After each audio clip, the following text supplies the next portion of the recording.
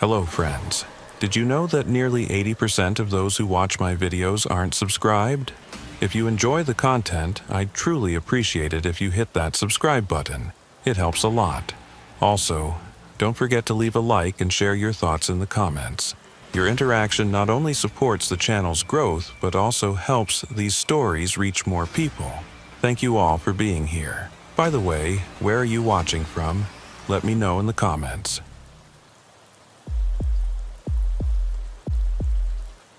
Been a sheriff in Collier County for 32 years. Seen hurricanes tear families apart, drug runners use our swamps as highways, and gators take more than their share of tourists. But what happened in the summer of '94 in the deep Everglades, that's something else entirely. Something that still wakes me up at 3 a.m., drenched in sweat, reaching for my service weapon. The humidity hit me like a wet blanket as I stepped out of my patrol car that Tuesday morning in June 1994. Even at 6 a.m., the Florida heat was already oppressive, the kind that makes your uniform stick to your back before you've even started your shift. My name is Sheriff Roy Hutchinson, and I'd been protecting Collier County since 1962, back when Naples was just a fishing village and the Everglades were still considered impenetrable wilderness by most folks. The call had come in just after dawn from Marcus Rodriguez, who ran an airboat tour company out on the Tamiami Trail. His voice over the radio had been shaky, scared in a way I'd never heard from the tough-as-nails Cuban who'd been navigating these swamps since he was a boy. "Sheriff, you need to get out here. Highway 41, mile marker 63. Something's happened to the Brennan family." The Brennans were tourists from Ohio, husband, wife, and 2 teenagers who'd booked a sunrise tour of the Everglades. They'd been staying at one of those fancy resorts in Naples, wanted to see real Florida before heading back to Cincinnati. Marcus had taken them out at 5 a.m., planning to show them the gator holes and bird rookeries that made for good photographs. When I arrived at Marcus's dock, Deputy Janet Williams was already there. Her cruiser parked at an angle that suggested she'd arrived in a hurry. Janet was new to the force, fresh from the academy in Tallahassee, but she had good instincts and didn't spook easily. The fact that she looked pale despite her dark complexion told me this was serious. "Sheriff," she nodded as I approached. "Marcus is down by the boats. Well, you should hear it from him." Marcus was sitting on the wooden dock, his weathered hands trembling as he held a cup of coffee Janet had probably given him. His airboat, a flat-bottomed aluminum craft with a massive fan on the back, was tied up nearby, and I could see dark stains on the seats that looked suspiciously like blood. "Marcus," I said, sitting down next to him, "tell me what happened." He looked at me with eyes that had seen too much. We were about 3 miles in, near the old Calusa shell mounds. You know the spot where the water opens up into that prairie before you hit the cypress stands. I nodded. It was a popular spot for tours, far enough into the Everglades to feel wild but still accessible by airboat. The family was excited, taking pictures of everything. The boy, maybe 16, he was asking about the skunk ape. You know how kids are. Marcus managed a weak smile that quickly faded. We stopped to look at a gator nest, mother with babies. I was explaining about how protective they get when the water started moving wrong. Moving wrong how? Marcus struggled to find words. You know how water moves when a big gator's swimming underneath? That rolling, purposeful movement? It was like that, but bigger, much bigger, and moving in a pattern that didn't make sense, circling us. He took a shaky sip of coffee before continuing. The mother, Mrs. Brennan, she noticed it first, asked if it was safe. I was about to restart the engine, get us out of there, when something came up from underneath the boat. "A gator?" "No." Marcus's voice dropped to a whisper. "I've seen every creature in these swamps, Sheriff. This wasn't anything I recognize. It had arms. Long arms with fingers, but webbed like a frog. And the skin was wrong, translucent, like you could see things moving underneath. It grabbed the boy, Tyler, his name was Tyler, and pulled him right over the side. I exchanged glances with Janet. Marcus wasn't a drinker, wasn't known for tall tales. If anything, he was boringly pragmatic about the mysteries of the swamp. "What happened to the rest of the family?" I asked. "They went in after him." Marcus's voice broke. "All three of them, one after another. The father first, diving in where Tyler disappeared. Then the mother, the daughter, she hesitated, looked at me like she was asking permission or maybe for help. Then she jumped too. I tried to grab her, but she was too fast. And then, nothing. They were just gone." The water went still like nothing had happened. I stayed there for maybe 20 minutes calling their names, using the pole to search the water. "It's only about 4 feet deep there, Sheriff. I should have found something, but there was nothing. Not even bubbles." I stood up, my knees protesting the movement. At 58, I was getting too old for this job, but the county kept re-electing me, and I had a duty to fulfill. "Show me where it happened," I said. Marcus looked up at me with genuine fear in his eyes. "Sheriff, I'm not going back out there." "Marcus, we have 4 missing people. I need you to show me exactly where—" "No." He stood up, shaking his head. "I'll mark it on a map, give you GPS coordinates, whatever you want. But I'm not going back on that water. There's something out there, Roy, something that shouldn't exist." I'd known Marcus for 15 years. He'd helped us find bodies after Hurricane Andrew, had guided search parties through the maze of mangroves and sawgrass countless times. He'd faced down territorial bulls gators and water moccasins without flinching. But now he was scared, genuinely terrified, and that worried me more than any of his story. "All right," I said. "Mark it on the map. Janet, call in the search and rescue team, and get the dive unit from Fort Myers." As Marcus sketched out the location on a topographical map, I studied the bloodstains on his boat. They formed a pattern, handprints on the aluminum siding, as if someone had tried to climb back in. But the prints were wrong. The fingers were too long, and between them I could see the distinctive pattern of webbing. "Janet," I called quietly, motioning her over. "Get the camera from my car. Document everything on this boat before we move it." While Janet photographed the evidence, I made calls. First to the Coast Guard, though they had limited jurisdiction in the inland waterways. Then to Fish and Wildlife, in case we were dealing with some kind of undiscovered species. Finally, reluctantly, I called the FBI field office in Miami. If we had 4 missing tourists, it would become federal soon enough.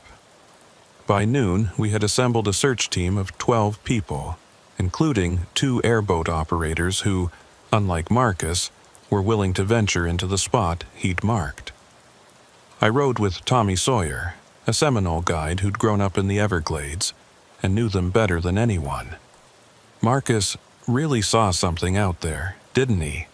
Tommy asked as we skimmed across the sawgrass prairie, the deafening fan behind us making normal conversation impossible. I nodded, not wanting to shout over the engine about what might be waiting for us. The site Marcus had marked was typical Everglades, a wide expanse of shallow water dotted with small islands of trees, sawgrass stretching to the horizon in every direction. It was beautiful in its vast emptiness, but also unsettling. Out here, you could disappear and never be found. The swamp would claim you, and within weeks there'd be no trace you ever existed. Tommy cut the engine, and we drifted in the sudden silence. The other airboat pulled up alongside us, carrying 2 deputies and a paramedic, just in case we found survivors. "This is it," Tommy said, checking his GPS, right where Marcus marked. The water was murky brown, tannin-stained from the vegetation, impossible to see more than a few inches below the surface. I stood up carefully, the boat rocking under my weight, and scanned the area. Nothing but water, grass, and the occasional bird. "Let's drag it," I said. "Systematic grid pattern. If they're down there, we'll find them." We spent 4 hours dragging weighted hooks through the water, checking every square foot of the area Marcus had indicated. We found plenty. Old crab traps, the skeleton of a deer, even a rusted outboard motor from God knows when. But no sign of the Brennan family. As the afternoon wore on, storm clouds began building to the west, the daily summer thunderstorms that rolled in off the Gulf. We'd have to leave soon or risk being caught in lightning and torrential rain. "Sheriff Hutchinson," Deputy Collins called from the other boat. "I've got something." We motored over to where Collins was leaning over the side, holding the drag rope. "It's heavy," he said, straining. "Really heavy. But it's moving weird, like it's—" The rope went slack suddenly, nearly sending Collins tumbling backward. He pulled it up, and we all stared at what was attached to the hook. It was flesh, definitely, but unlike anything I'd seen. Translucent, like Marcus had described, with a texture like jellyfish but thicker, more substantial. And underneath the surface I could swear I saw movement. Not blood vessels, but something else. Something that pulsed with purpose. "What the hell is that?" Janet whispered. Before anyone could answer, the water around both boats began to churn. Not violently, but deliberately, as if something large was moving just below the surface. Tommy immediately started the airboat engine. "We're leaving," he announced. "Now." I wanted to argue, to insist we stay and investigate, but the look in Tommy's eyes stopped me. He'd grown up on these waters, had Seminole blood that went back generations in the Everglades. If he said we needed to leave, we left. As we raced back toward the dock, I looked back and saw them, just for a moment. Shapes in the water, following us. They stayed just below the surface, but I could see their outlines. Humanoid, but wrong. Too long in the limbs, moving with an undulating motion that was nothing like swimming. They followed us for about a mile before disappearing back into the deeper water. Back at the dock, I sent the tissue sample to the University of Florida's Marine Biology Department and filed my initial report. 4 missing persons, presumed drowned, though I didn't include the details about what we'd seen. Not yet. I needed more evidence before I put something that crazy in an official document. That night, I sat in my office going through old files, looking for similar cases. What I found chilled me more than anything I'd seen that day. Over the past 40 years, there had been dozens of unexplained disappearances in this exact area of the Everglades. Always tourists, always in groups, always vanishing without a trace. The cases had been attributed to drowning, gator attacks, getting lost in the maze of waterways. But the pattern was there if you looked for it. Deputy Williams knocked on my door around midnight, looking exhausted but determined. "Sheriff, I've been doing some research," she said, laying a stack of printouts on my desk. "There are legends about this area. Calusa Indian stories about things that lived in the water before humans came to Florida. They called them the Dwellers Beneath and avoided certain parts of the Everglades." "Janet, you're not seriously suggesting—" "I'm not suggesting anything, Sheriff. But Marcus Rodriguez saw something. We all saw something today. And 4 people are missing." She pulled out one particular paper. This is from a Spanish explorer's journal from 1598. He describes creatures in the swamps of La Florida that match what Marcus described. Long-limbed, translucent, dwelling in the deep water. I leaned back in my chair, feeling every one of my 58 years. "So, what are you proposing we do? Tell the FBI we're looking for swamp monsters?" "No," she said.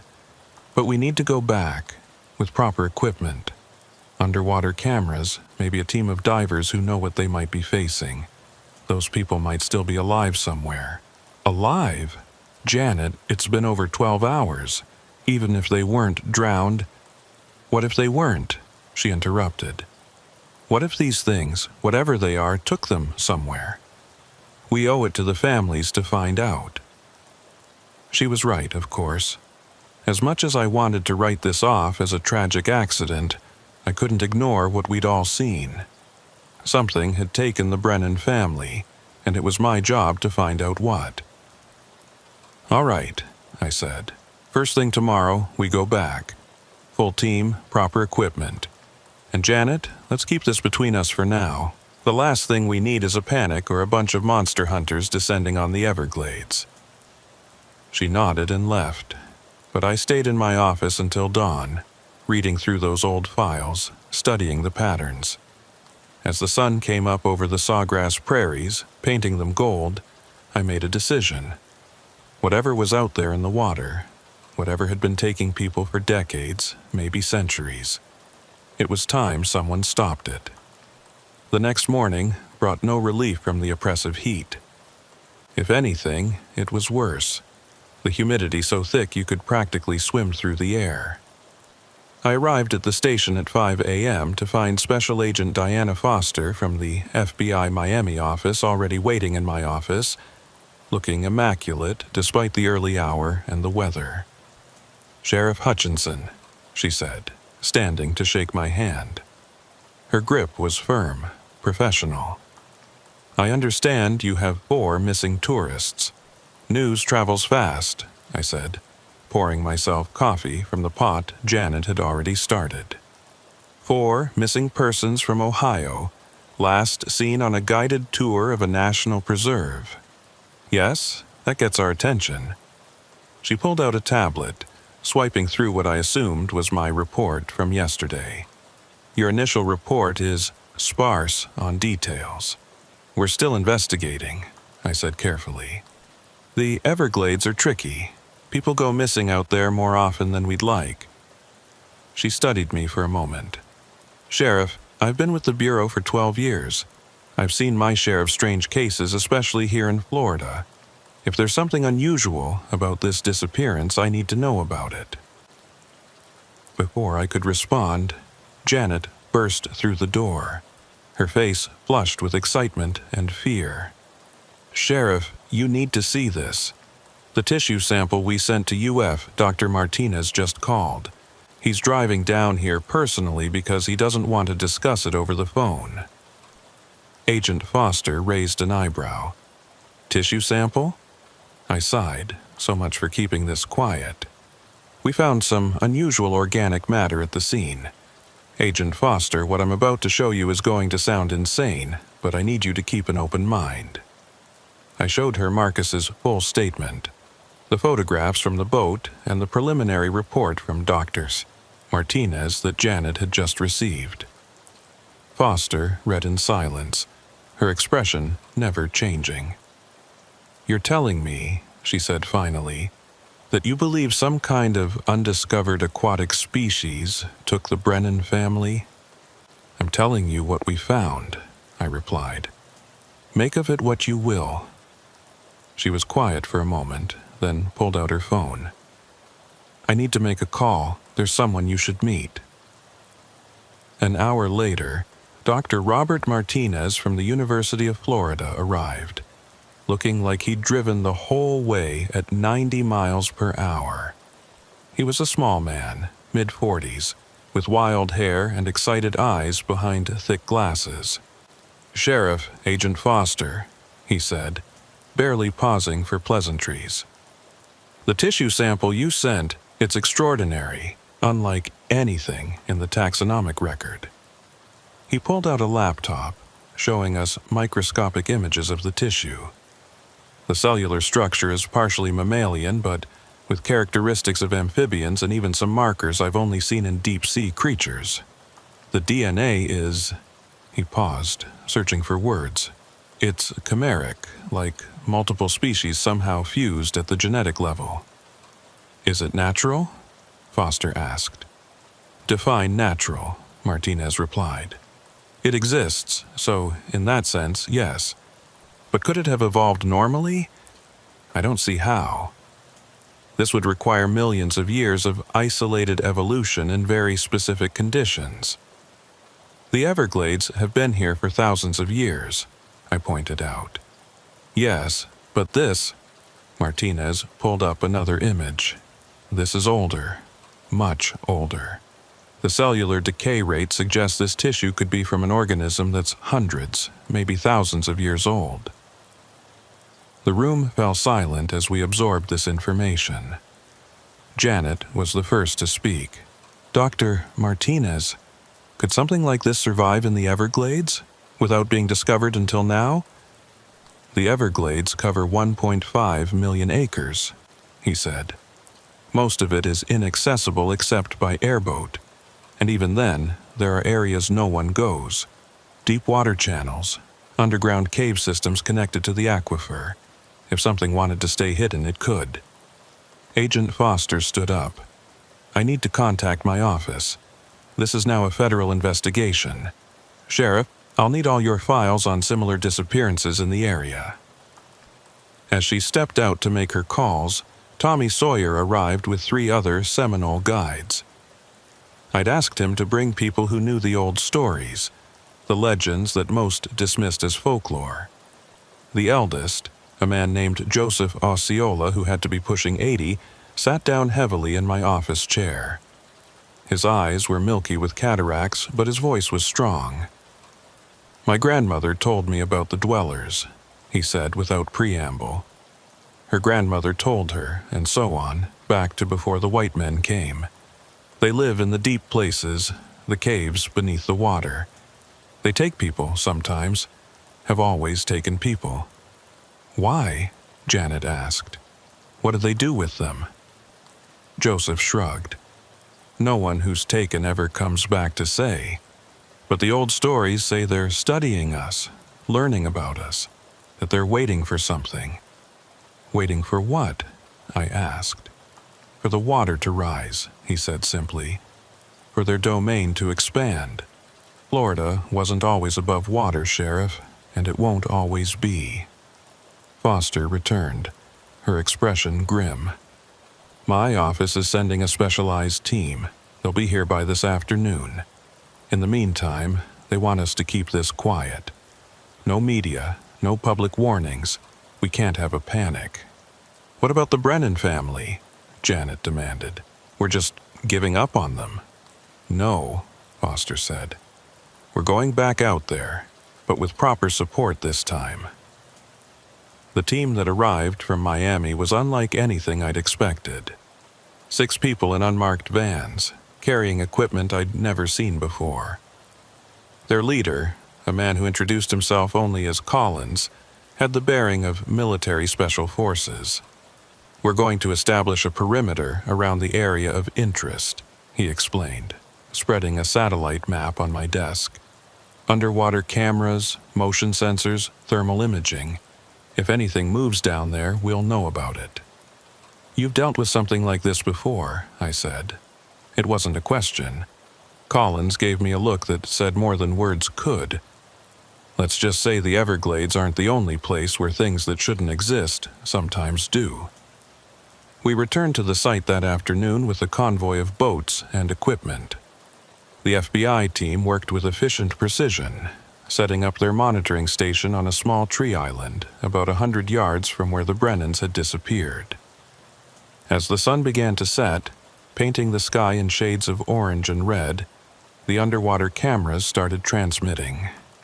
At first, there was nothing but murky water and the occasional fish. Then, just as darkness fell, movement. There, one of the technicians said, pointing at a monitor. Sector 3, about 15 feet down. We all crowded around the screen. The image was grainy, green-tinted from the night vision, but clear enough. Something was moving along the bottom, something that walked upright, but with a flowing, undulating gait. It stopped directly below one of our cameras, and for a moment seemed to look up at it.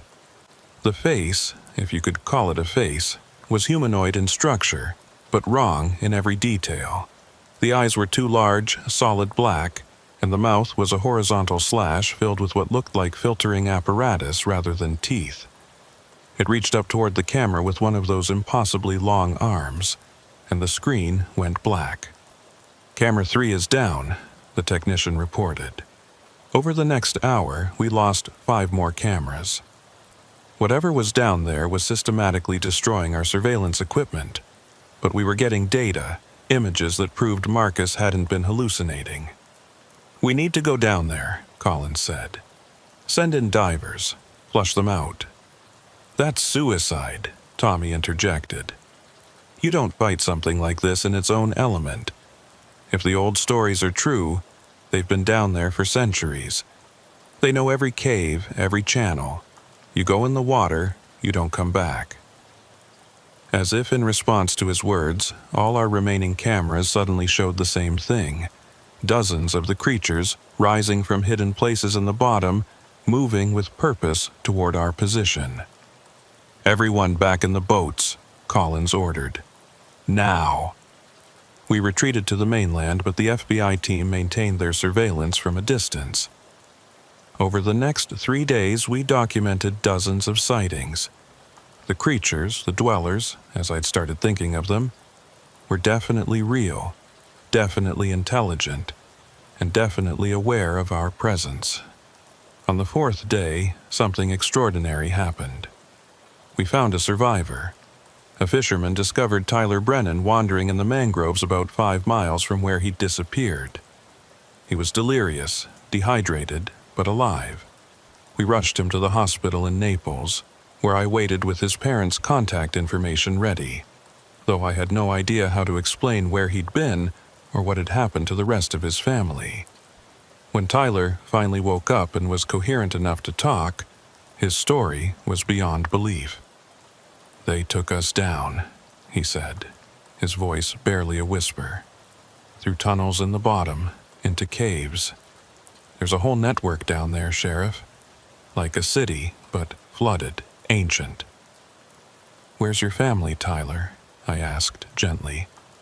His eyes filled with tears. "They kept them. Dad tried to fight and they did something to him, changed him, Mom and Sarah too. They're not human anymore." Dr. Martinez, who'd been monitoring Tyler's condition, pulled me aside. "Sheriff, his blood work shows traces of the same chimeric DNA we found in that tissue sample. Whatever happened to him down there, it's altered him at a genetic level. But he seems normal," I said, "for now. But we have no idea what the long-term effects might be." That night, I sat by Tyler's bedside as he slept fitfully. Agent Foster was coordinating with her superiors, trying to decide what to do about the dwellers. Collins and his team were planning something they wouldn't tell me about, and I was left with the terrible knowledge that 3 members of the Brennan family were still down there, transformed into God knows what. Just after midnight, Tyler woke with a gasp. He grabbed my arm with a surprising strength. "Sheriff," he said urgently, "they're coming. They want me back. They said I was compatible, that I could be a bridge between our species. They're coming for me." "Tyler, you're safe here. The hospital has security." "You don't understand," he interrupted. "They don't need to come on land. They're already here. In the pipes, the water system. They can go anywhere water goes." As if on cue, the lights flickered and went out. In the darkness, I heard something wet moving in the walls. The emergency lighting kicked in, bathing everything in a sickly red glow. I drew my service weapon, though I knew it would be useless against whatever was coming through the walls. Tyler was sitting up in his hospital bed, his eyes wide with terror, but also something else. Recognition. "They're speaking to me," he whispered, "in my head. They say I belong with them now." Water began seeping through the air conditioning vents, too much to be condensation. It pooled on the floor, and in it I could see movement. Not quite solid, like living liquid. "Tyler, we need to get you out of here," I said, helping him to his feet. But as we reached the door, it opened and Janet burst in. "Sheriff, the whole hospital is flooding. The basement is completely underwater and it's rising fast." Agent Foster appeared behind her. Her usually perfect composure cracked. "My team lost contact with Collins. His last transmission was that they'd found an entrance to the cave system and were going in." "Damn fool," I muttered. Tommy warned him not to go in the water. The building shook, and through the window I could see water rising in the parking lot. Not from rain, but bubbling up from the storm drains and sewers. The dwellers weren't just coming for Tyler, they were bringing their domain to us. "Everyone to the roof," I ordered. We made our way through the hospital, helping evacuate patients and staff. The water rose impossibly fast, defying physics. By the time we reached the stairwell to the roof, it was ankle-deep on the 3rd floor. On the roof, about 40 of us huddled in the humid night air. The entire area around the hospital was flooded, water stretching as far as we could see in the emergency lights. And in that water, things moved. Hundreds of them, maybe thousands. Tyler stood at the edge of the roof, staring down. "They're beautiful," he said dreamily. "Once you understand them, they're beautiful." "Tyler, stay back from the edge," I warned, but he didn't seem to hear me. Dr. Martinez was furiously working on his laptop, connected to the hospital's satellite internet. "Sheriff, look at this. I've been analyzing the DNA sequences. These creatures, they're not invaders or even natural evolution. They're us." "What are you talking about?" "The human DNA markers in their genetic structure. It's not contamination. These things were human once, thousands of years ago. They've been genetically modified, adapted for aquatic life. This is advanced bioengineering far beyond our current capabilities." "That's impossible," Foster said. "Humans didn't have that technology thousands of years ago." "Our ancestors didn't," Martinez corrected. "But what if there was a previous civilization? One that faced rising sea levels just like we are now? What if they chose to adapt rather than die?" A massive form breached the water near the building. Not one of the dwellers, but something else. It was like seeing a living building made of translucent flesh, with thousands of the smaller creatures attached to it like cells in a larger organism. It pulsed with bioluminescent light, and when it did, Tyler screamed and clutched his head. "They're showing me," he gasped. "The past, their history. Oh God, there were cities, beautiful cities beneath the waves. They chose this. When the water rose before, they chose to change rather than leave." The massive creature extended something like a tentacle, but made of hundreds of interlinked dwellers toward the roof. Everyone backed away except Tyler, who walked forward as if in a trance. "Tyler, no!" I grabbed him, but he was stronger than he should have been. Much stronger. "They don't want to hurt us, Sheriff," he said, his voice overlaid with harmonics that weren't quite human. "They want to save us. The water is rising again. The ice is melting. Florida will be underwater within a century. They're offering us a choice. Evolve or die." The tentacle thing reached the roof, and where it touched, the concrete began to change, becoming organic, coral-like. Foster opened fire, her bullets having no effect on the translucent flesh.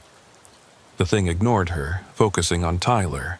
Then I heard Colin's voice crackling through Foster's radio. "Do not engage. Repeat, do not engage. I'm coming up." A figure emerged from the water, climbing up the transformed wall of the hospital. It was Collins, but like Tyler, he'd been changed. His skin had a translucent quality, and his fingers were webbed. But his eyes were still human, still aware. "Stand down," he said to Foster. "I've been down there, I've seen it. They're not our enemy." "Collins, what did they do to you?" Foster demanded. "They showed me the truth," he said. 20,000 years ago, when the last ice age ended and the seas rose, one branch of humanity chose to adapt. They've been waiting down there ever since, watching us repeat their mistakes. Now they're offering us the same choice they made. "This is insane," Foster said. "Is it?" Collins asked. "Miami floods at high tide now. The Maldives are disappearing. New Orleans is below sea level. How long before we're all underwater? They're offering us a way to survive." The massive creature pulsed again, and this time I felt it. Not in my head, but in my bones, my DNA. It was communicating on a cellular level, showing us what we could become. I saw visions of underwater cities more beautiful than anything on land, of humans transformed but not lost, living in harmony with the ocean. "What about the Brennan family?" I asked. "You said they were changed against their will." Tyler shook his head. "They weren't forced. When they saw what I saw, understood what was being offered, they chose it. They're still alive, Sheriff, still themselves, just more." As if summoned by his words, 3 figures emerged from the water. Even transformed, I recognized them, the rest of the Brennan family. Mrs. Brennan raised a webbed hand in a gesture that was unmistakably a wave. "Tyler!" she called, her voice carrying despite the distance. "Come home, son. Come back to us." "Mom?" Tyler moved toward the edge of the roof. "This is a trick," Foster insisted. "Some kind of mind control." "No," Dr. Martinez said quietly, staring at his laptop. "The genetic markers don't lie. That's really them. Transformed, but still them. Their brain patterns, their essential DNA, it's all intact. They've been upgraded, not replaced." The hospital shook again, and I realized the water was receding. The dwellers were withdrawing, but the transformed sections of the building remained.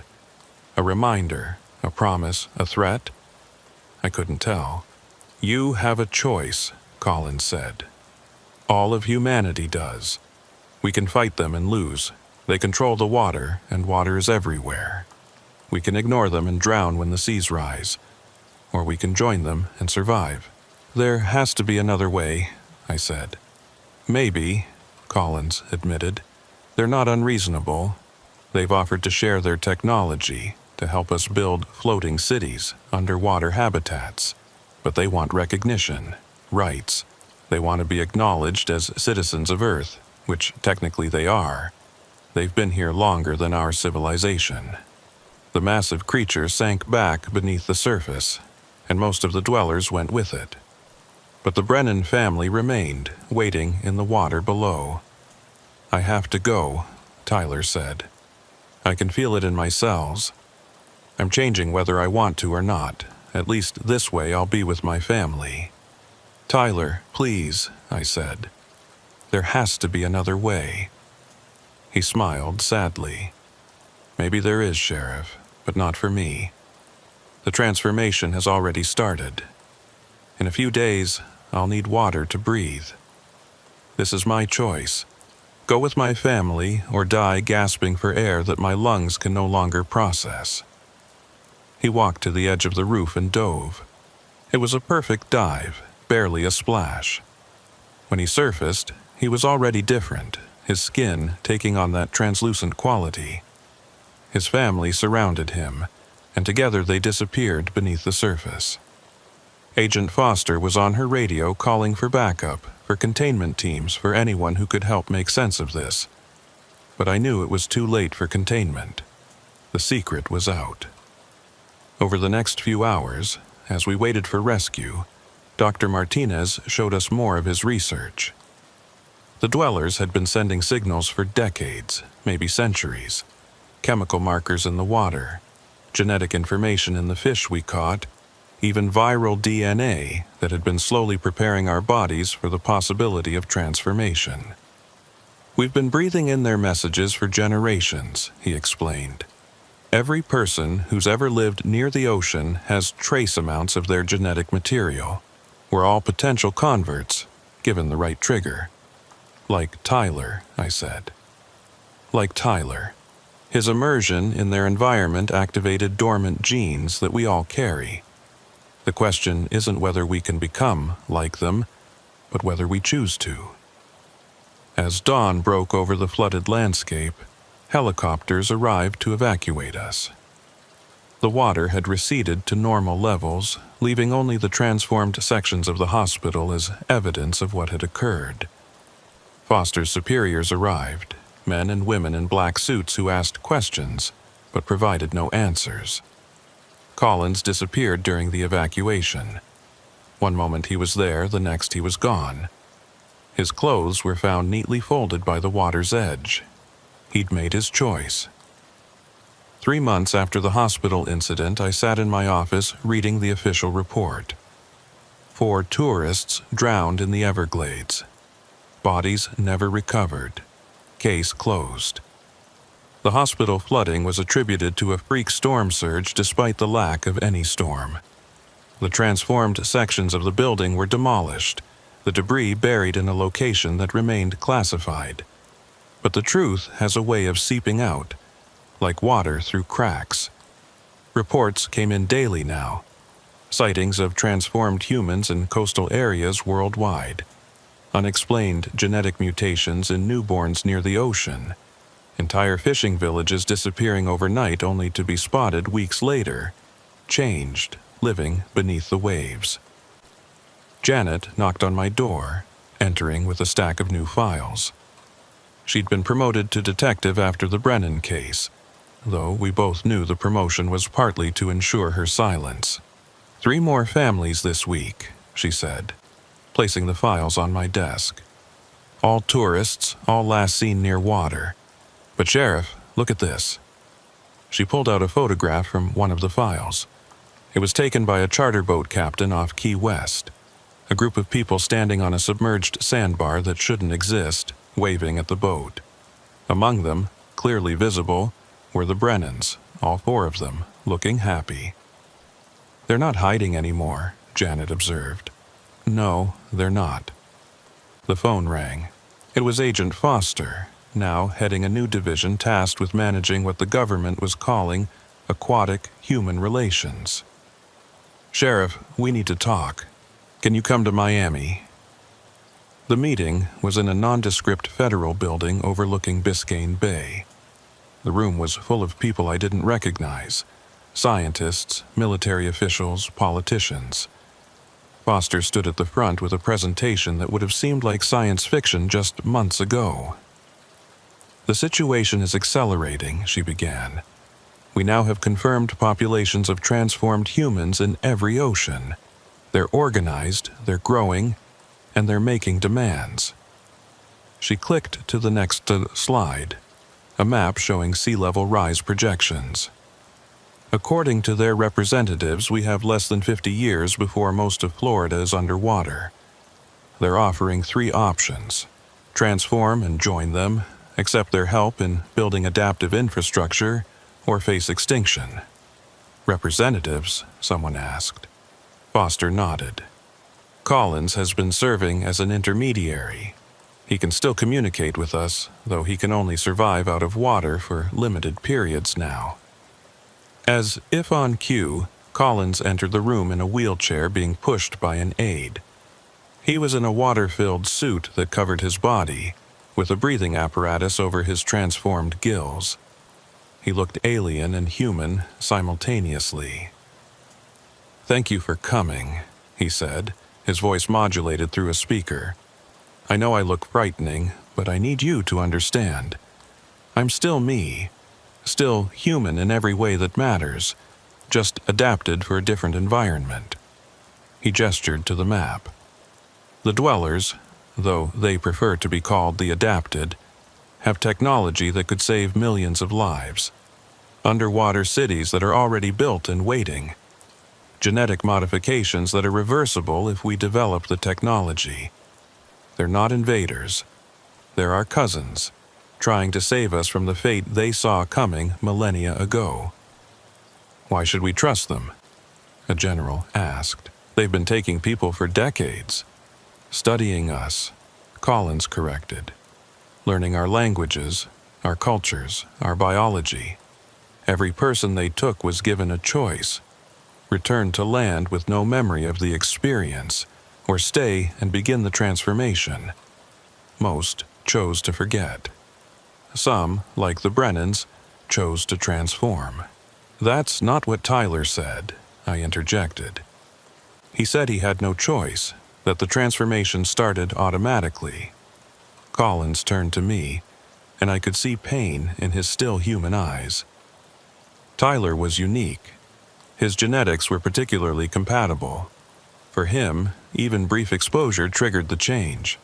But Sheriff, ask yourself, if you had the choice between drowning as the waters rise or adapting to live beneath them, what would you choose? The room erupted in arguments. Some called for military action, others for negotiation. The scientists wanted to study the transformation process, while the politicians worried about public panic. Foster raised her hand for silence. The decision has already been made at the highest levels. We're going to establish formal diplomatic relations with the adapted. An embassy of sorts in the Everglades where this all started. You're joking, someone said. I'm not. The president has signed a classified executive order recognizing them as a subspecies of humanity with full rights and protections. In exchange, they'll share their technology and help us prepare for the coming changes. I left that meeting with my head spinning. The world had changed in ways we were only beginning to understand. On the drive back to Collier County, I stopped at the spot where the Brennans had disappeared. It was sunset, the water golden in the fading light. Standing on the dock, I saw them. Not the Brennans, but other adapted, just beneath the surface, watching me. One surfaced partially. It might have been Marcus Rodriguez, but the transformation made it hard to tell. "Sheriff," it said in a voice like water over stones. "The offer stands for you too. The water remembers you. You've been marked as a friend." "I'm not ready," I said. "Maybe I'll never be ready." "The water is patient," it replied. "But not infinitely so. The choice will come to all who live near the sea. Better to choose than have it chosen for you." It sank back beneath the surface, leaving only ripples. That was 5 years ago. Now, in 1999, as I write this account, the transformation of our world is no longer hidden. Coastal cities have adapted sections where transformed humans live in flooded districts. The technology they've shared has revolutionized everything from medicine to agriculture. Children born near the ocean often show genetic markers for aquatic adaptation. Tyler Brennan visited me last week. He can survive on land for a few hours at a time with the right equipment. He's studying to be a liaison between our species, or rather, between the two branches of humanity. "Do you regret it?" I asked him. "How can I regret becoming something more than I was?" He replied, "I can explore parts of the earth no human has ever seen. I can dive to depths that would crush a normal human. I've seen cities older than civilization, Sheriff. I've swum with creatures that predate the dinosaurs. I've found beauty in the darkness of the deep ocean. But you've lost your humanity," I said. "Have I? I still love my family. I still remember my life before. I still dream, hope, fear. I'm just experiencing it all through a different lens. We're not losing our humanity, Sheriff. We're expanding it." Janet chose to transform last month. She left a note saying she couldn't watch the waters rise and do nothing. She's part of the new aquatic division of law enforcement now, policing the boundaries between wet and dry, helping those who choose to transform adapt to their new existence. Me, I'm still here, still human, still Sheriff of Collier County. But every day, the water calls a little louder. Every night I dream of underwater cities and the freedom of the depths. My DNA carries the markers now. We all do. It's just a matter of time and choice. The Everglades are different now. What was once feared as a place where people disappeared has become a place of pilgrimage for those ready to transform. The dwellers, the adapted, have built a city there, visible from the surface on clear days, a shimmer of light beneath the water. The world is changing. The ice caps are melting faster than predicted. Coastal cities flood regularly. Millions of people face displacement. But now we have an option our ancestors didn't have. We can adapt, literally, to the rising waters. Some call it evolution. Some call it abomination. I call it survival. As I finish writing this account, I'm sitting on the dock where it all began. The sun is setting, and in the water I can see them gathering, the adapted, waiting. Marcus is there, and Janet, and even the Brennans. They're not threatening, just patient, knowing that eventually we'll all have to make the choice. Transform or die. Adapt or extinction. The water is rising, and with it comes a new chapter in human history. We're not the first civilization to face this choice, and if the adapted are right, we won't be the last. But we might be the first to choose transformation over destruction, to embrace change rather than fight it. I think tomorrow I'll wade in, just knee-deep, just to see what it feels like, to understand what Tyler meant when he said the water remembers. To prepare for the choice I know is coming, because in the end we all return to the water. The only question is whether we return as corpses or as something new, something adapted for the world that's coming. The Everglades taught me that. The dwellers taught me that. And soon, very soon, we'll all learn that lesson. The water is patient, but it's also inevitable. And when it finally claims Florida, as it will, as it must, will we sink beneath the waves as victims, or rise from them as something more? I guess we'll find out.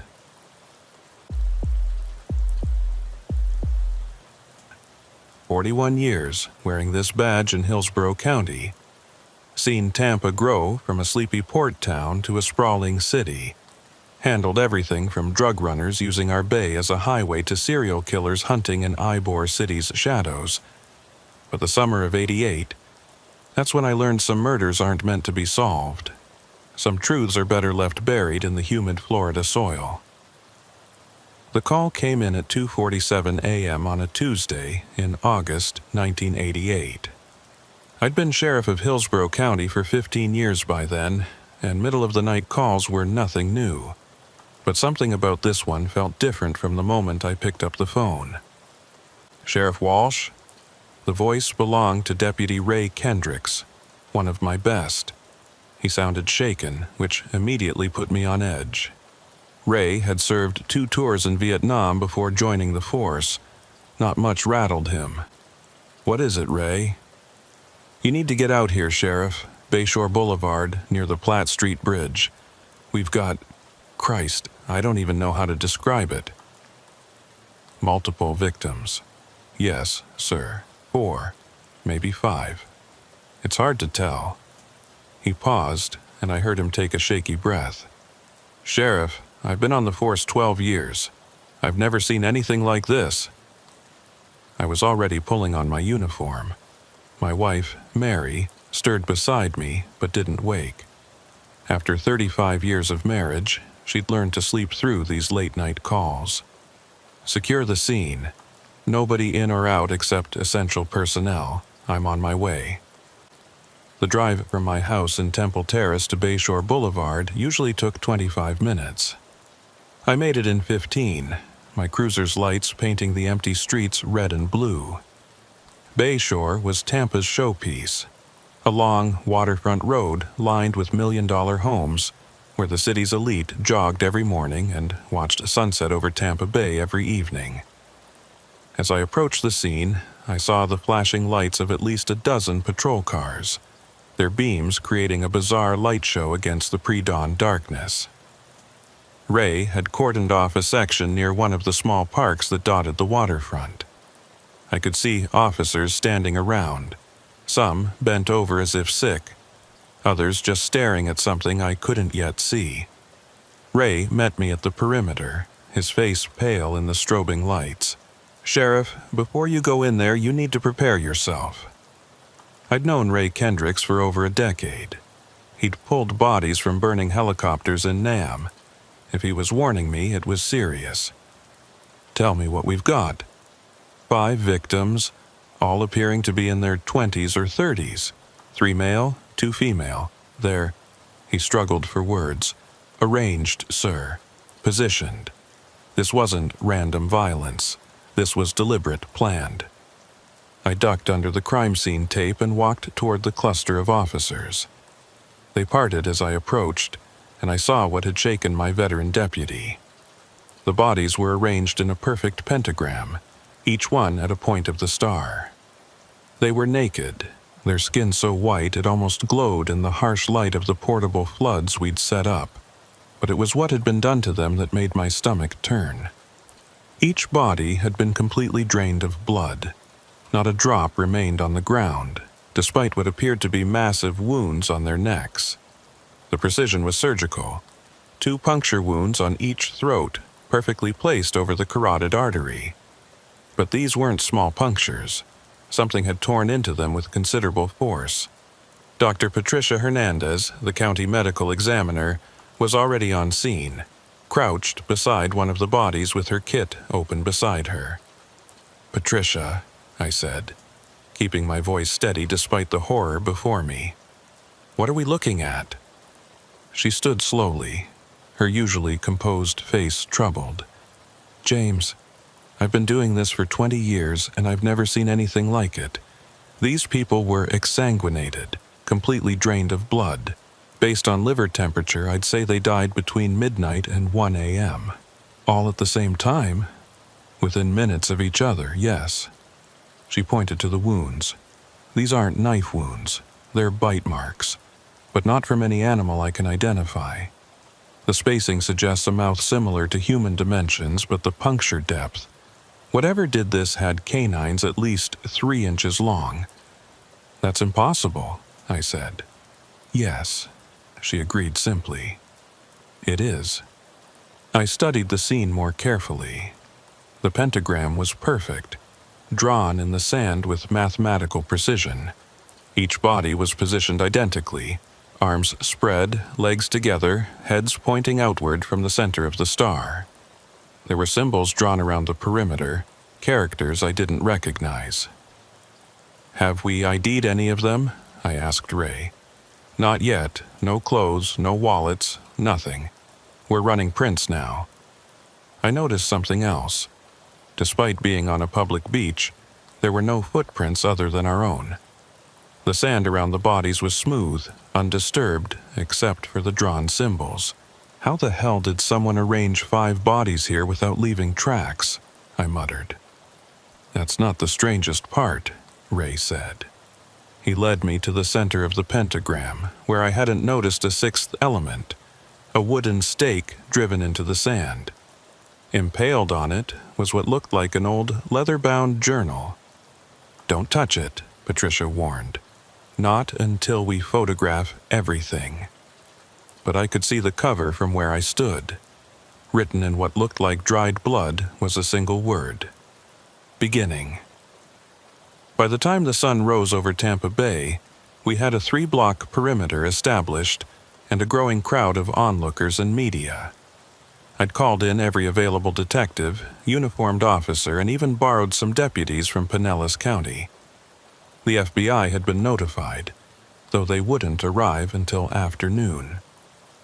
Detective Marcus Thompson, my lead investigator, had been working the scene for hours. Marcus was Tampa-born and raised, knew the city better than anyone.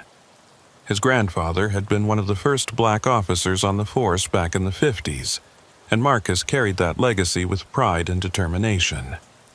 "Sheriff, you need to see this," he called from near the seawall. I joined him, and he pointed down at the water. There, just below the surface, was more blood, but this was fresh, still clouding the water red. "It's leading out into the bay. Marcus said. Like something bleeding swam away from here. I looked out over the calm waters of Tampa Bay, glittering peacefully in the morning sun. Somewhere out there among the million-dollar yachts and commercial shipping lanes was our killer. Or killers. Or, I didn't even want to think about the alternatives. "Get the Coast Guard on the line," I ordered. "I want every boat that was in the bay last night checked. And Marcus, get that journal to the lab, but I want photographs of every page on my desk within the hour." As I turned to leave, I noticed something that made my blood run cold. One of the victims, a young woman with long dark hair, had her eyes open. But they weren't the clouded eyes of death I'd seen hundreds of times. They were clear, aware, and tracking my movement. "Patricia!" I shouted. "This one's alive!" The medical examiner rushed over, immediately checking for vitals. "That's impossible. She has no blood, no pulse, no... Wait." Patricia pulled back, her face white. "James, her body temperature is 68 degrees. She should be in rigor mortis by now, but she's moving." The woman's mouth opened, and a sound emerged that I'll never forget. A dry, rattling whisper that somehow carried despite its weakness. "He's coming back. When the moon is dark, he's coming back." Then her eyes truly died, becoming the flat, unseeing orbs I was familiar with. Patricia and I stood in stunned silence for a moment before I found my voice. Not a word about this to anyone. Not the FBI, not the media, nobody. Understood? She nodded, still staring at the now truly dead woman. I spent the rest of the morning coordinating the investigation, but my mind kept returning to those words. Who was coming back? And what did the dark moon have to do with it? The photographs of the journal arrived as promised. The pages were filled with cramped handwriting in multiple languages. English, Spanish, and something that looked like Latin, but it was the English portions that chilled me. The blood is the life, and the life is the blood. 5 must die to open the gate. 5 must feed to hold it wide. When the moon hides her face, the old one rises from his watery grave. There were diagrams of the pentagram, exact measurements, specific instructions on the placement of bodies. This wasn't the rambling of a madman. It was a carefully planned ritual, executed with precision. Marcus knocked on my door. "Sheriff, we've got IDs on 3 of the victims. You're not going to like this." He was right, I didn't. The first victim was Jennifer Martinez, daughter of City Councilman Roberto Martinez. The second was Michael Foster, a senior aide to the mayor. The third was David, a prominent local businessman who owned several waterfront properties. "These aren't random victims," I said. "They're connected to power, to the city's elite." "It gets worse," Marcus said. "The other 2 victims? Sarah Walsh and Thomas Brennan. Sarah is Judge Walsh's niece, and Thomas is the son of the harbor master.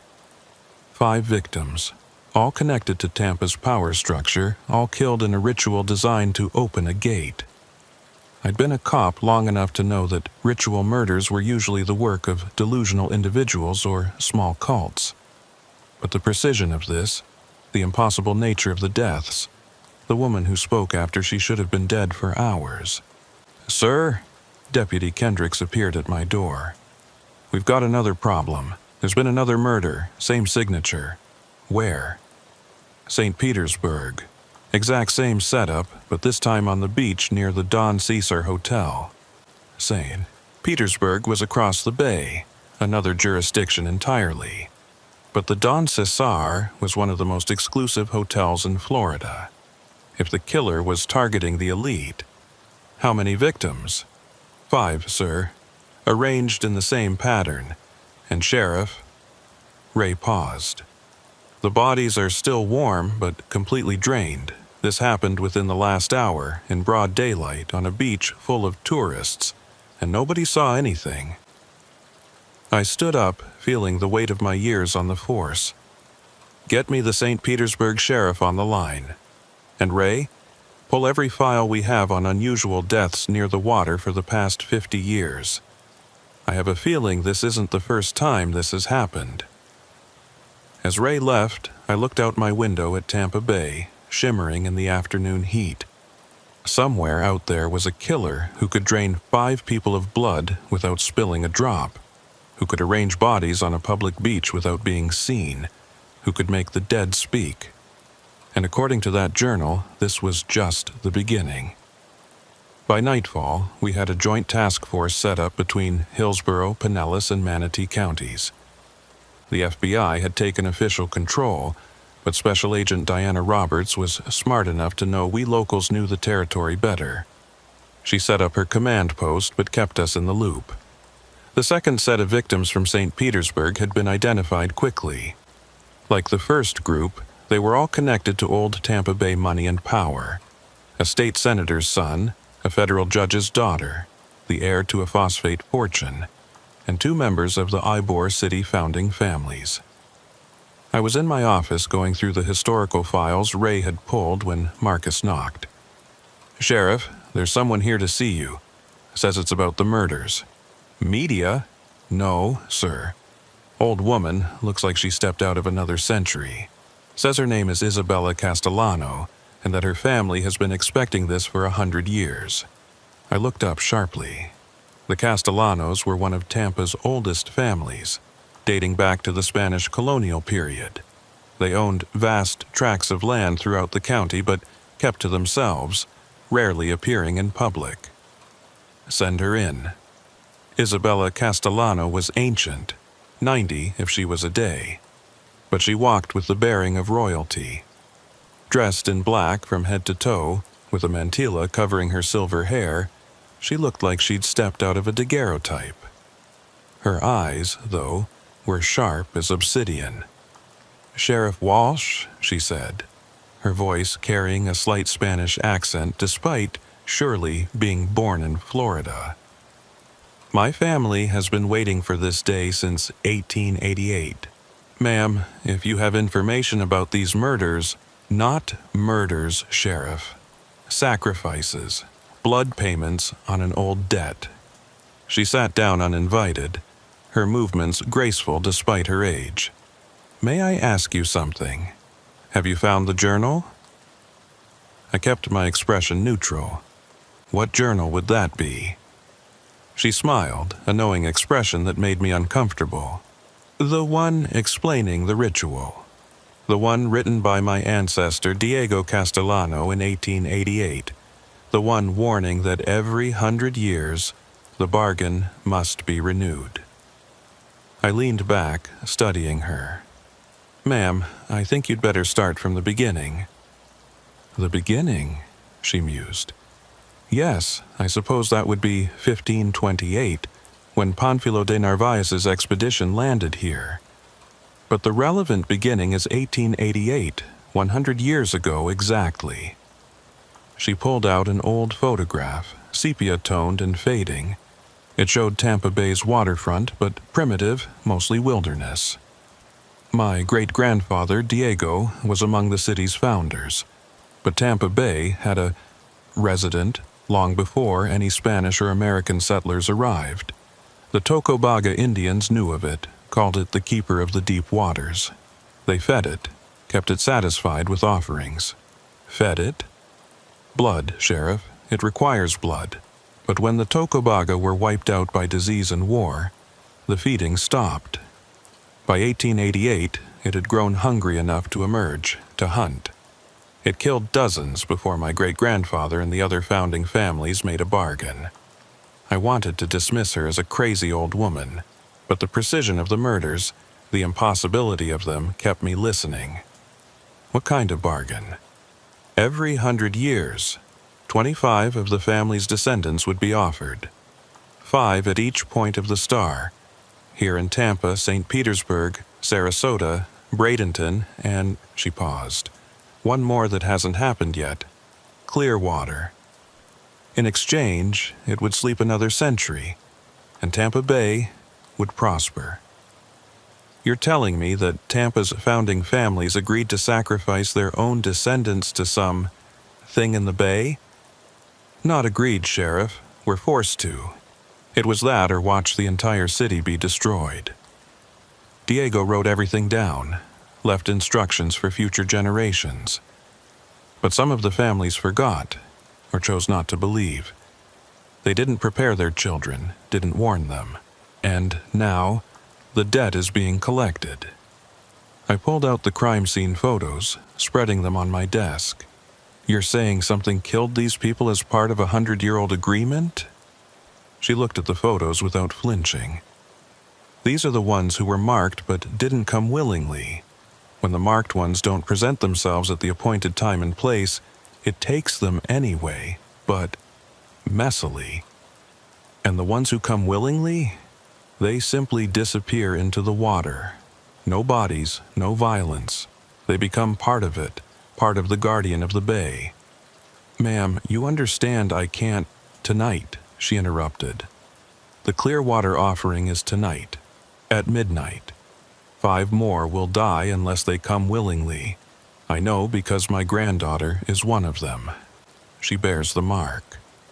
She pulled up her sleeve, revealing an old scar on her forearm.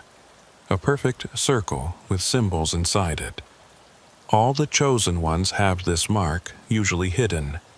Birthmarks, they tell the children. But it's the sign of the bargain. I thought of the victims we'd identified. I'll need to check. You'll find the marks on all of them, she said. Hidden, but there. Sheriff, I came to you because my granddaughter, Sophia, doesn't believe. She thinks it's just old family superstition. She won't go willingly to the water tonight, which means it will take her violently, like the others. Where is she now? At home, under guard by my sons. But they can't hold her forever, and when midnight comes— She stood up. Sheriff, I know this sounds insane, but you've seen the bodies. You know conventional explanation fails. Come to Clearwater Beach tonight, see for yourself. And maybe, just maybe, we can save the next 5. After she left, I immediately called Patricia Hernandez. Check the bodies for marks. Circular scars, probably old, with symbols inside. 20 minutes later, she called back. How did you know? They all have them, hidden in different places. Behind an ear, on the sole of a foot, inner thigh. All identical marks. I gathered my core team, Marcus, Ray, Patricia, and Agent Roberts. I'm going to tell you something that sounds completely insane, I began, and related Isabella Castellano's story. Roberts was skeptical, as expected. You're suggesting we believe in some kind of bay monster that feeds on blood? I'm suggesting we have 10 bodies drained of blood in a way that's medically impossible, arranged in patterns that weren't disturbed despite being in public places, and a woman who predicted exactly where and when the next attack will be. Marcus spoke up. Sheriff, I did some digging after you asked for historical files. In 1888, there was a series of unexplained deaths around Tampa Bay. 25 people disappeared or were found dead, all from prominent families. The deaths stopped suddenly in late August, exactly 100 years ago this week. There's more, Ray added. I found newspaper articles from 1788, translated from Spanish colonial records. Similar deaths, similar pattern, and ship logs from 1688 mentioning demons in the bay taking crew members. Roberts stood up, pacing. Even if we accept this, which I don't, what are we supposed to do? Let 5 more people die? No, I said. We go to Clearwater Beach tonight.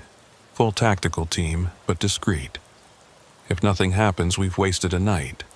If something does, we'll be ready, Marcus finished. We set up our operation carefully. Undercover officers were placed along Clearwater Beach, concentrated near the pier where Isabella said the offering would take place. We had boats in the water, helicopters on standby, and sharpshooters positioned on nearby buildings. Isabella had given us a list of the 5 marked ones for Clearwater, including her granddaughter Sophia. We'd located 3 of them.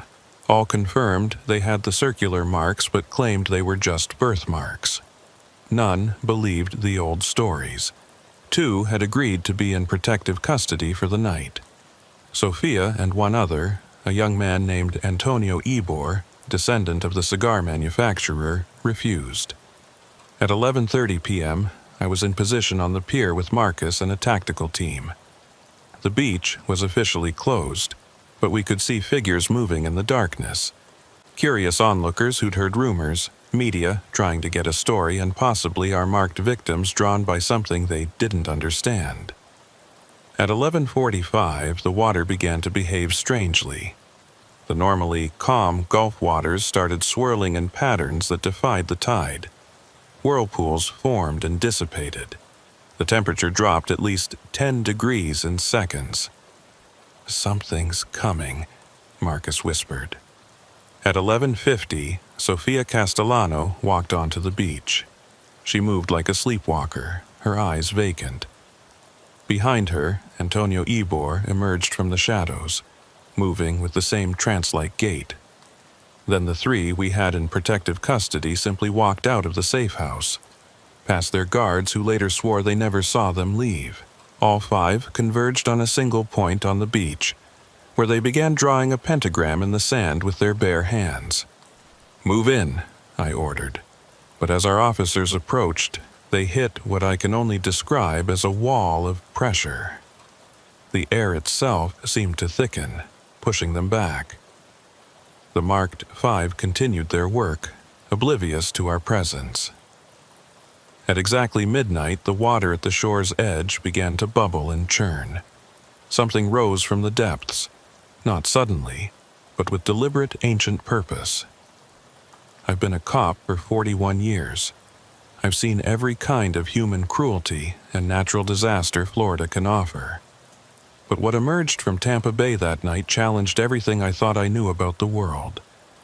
It was massive, at least 30 feet of it visible above the water, suggesting much more below. Its skin, if you could call it that, was translucent and phosphorescent, like a deep-sea creature that had never known sunlight. But it was the intelligence in its eyes. Yes, it had eyes, dozens of them, each one focused and aware, that truly terrified me. The 5 marked ones stood at their pentagram points, arms raised as if in worship. The creature extended what might have been tentacles but moved more like liquid than flesh, touching each of them gently, almost tenderly. "Take the shot," Roberts ordered the snipers. "No." Isabella Castellano appeared beside me, having somehow gotten past our perimeter. "If you attack it, everyone on this beach dies. This is the bargain. Let it take what was promised." The creature's appendages wrapped around each of the 5. They didn't struggle, didn't scream. They seemed peaceful, accepting. Then, in a movement too quick to follow, it pulled them into the water. The surface closed over them without a splash, and the creature sank back into the depths. The pressure holding back our officers released. We ran to the water's edge, but there was nothing. No bodies, no blood, no sign of struggle. Just 5 small piles of clothing on the sand. 25 have been given, Isabella said quietly. The bargain is renewed. Tampa Bay is safe for another 100 years. The official report stated that 5 individuals had gone missing, presumed drowned in a tragic accident at Clearwater Beach. No mention of creatures, rituals, or century-old bargains. Agent Roberts made it clear that anyone who suggested otherwise would face federal charges for inciting panic. But I couldn't let it go. 3 days after the Clearwater incident, I was in my office going through Diego Castellanos' journal.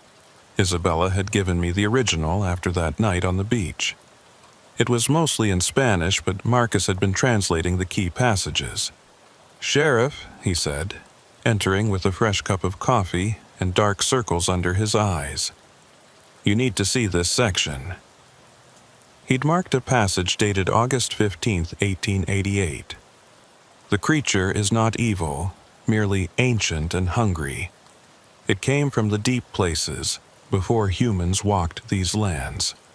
The Tocobaga knew its nature and fed it willing sacrifices, criminals, enemies, those who chose death over dishonor. But we Europeans, in our arrogance, stopped the feedings.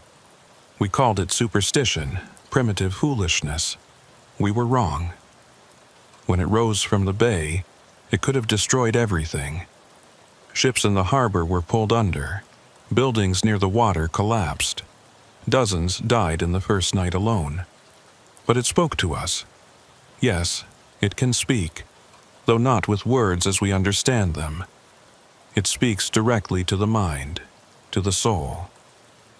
It offered us a choice: regular feeding, controlled and limited, or complete destruction. 25 souls every 100 years, from the families who had grown rich from the bay's bounty. It seemed fair, even merciful. We who had profited from the waters would pay the price for our prosperity. "There's more," Marcus said, flipping pages. Diego describes the creature in detail. Listen to this. It is not one being, but many, a colony that acts as one mind. Each part can separate, hunt independently, but they share consciousness. It is older than humanity, older than any civilization. It showed me visions of the world before man, vast oceans teeming with creatures like itself, before the lands rose and trapped them in smaller seas. It is the last of its kind in these waters, it claims. The others died when the waters receded. It survives because Tampa Bay is deep enough, connected to the Gulf, a perfect hunting ground. It does not hate us, but neither does it love us. We are food, nothing more, nothing less. But it is intelligent enough to understand conservation. Take too much, and the food source dies, hence the bargain. The phone rang, interrupting our reading. It was Patricia Hernandez. "James, you need to come to the morgue. I found something in the tissue samples from the first victims." Marcus and I drove to the medical examiner's office in silence. The events of the past week had shaken us both. We'd been cops long enough to know the world had dark corners, but this was something else entirely. Patricia met us at the entrance, leading us quickly to her lab. "Remember how I said the bodies were completely drained of blood? Well, that's not entirely accurate. They were drained of human blood." "What do you mean?" She pulled up microscope images on her computer. "There's a foreign substance in their tissues, concentrated around the wound sites. It's blood, but not human, not even mammalian. It has characteristics of cephalopod hemocyanin, that's the copper-based blood found in octopi and squids, but also elements I can't identify. The creature's blood? Possibly. But here's the really strange part. The victims who spoke after death, their brain tissue shows signs of regeneration around the speech centers. Whatever this substance is, it temporarily reanimated parts of their nervous system."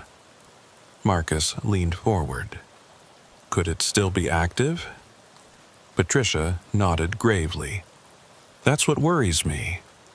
If this substance can reanimate dead tissue even temporarily, what else can it do?" My phone buzzed.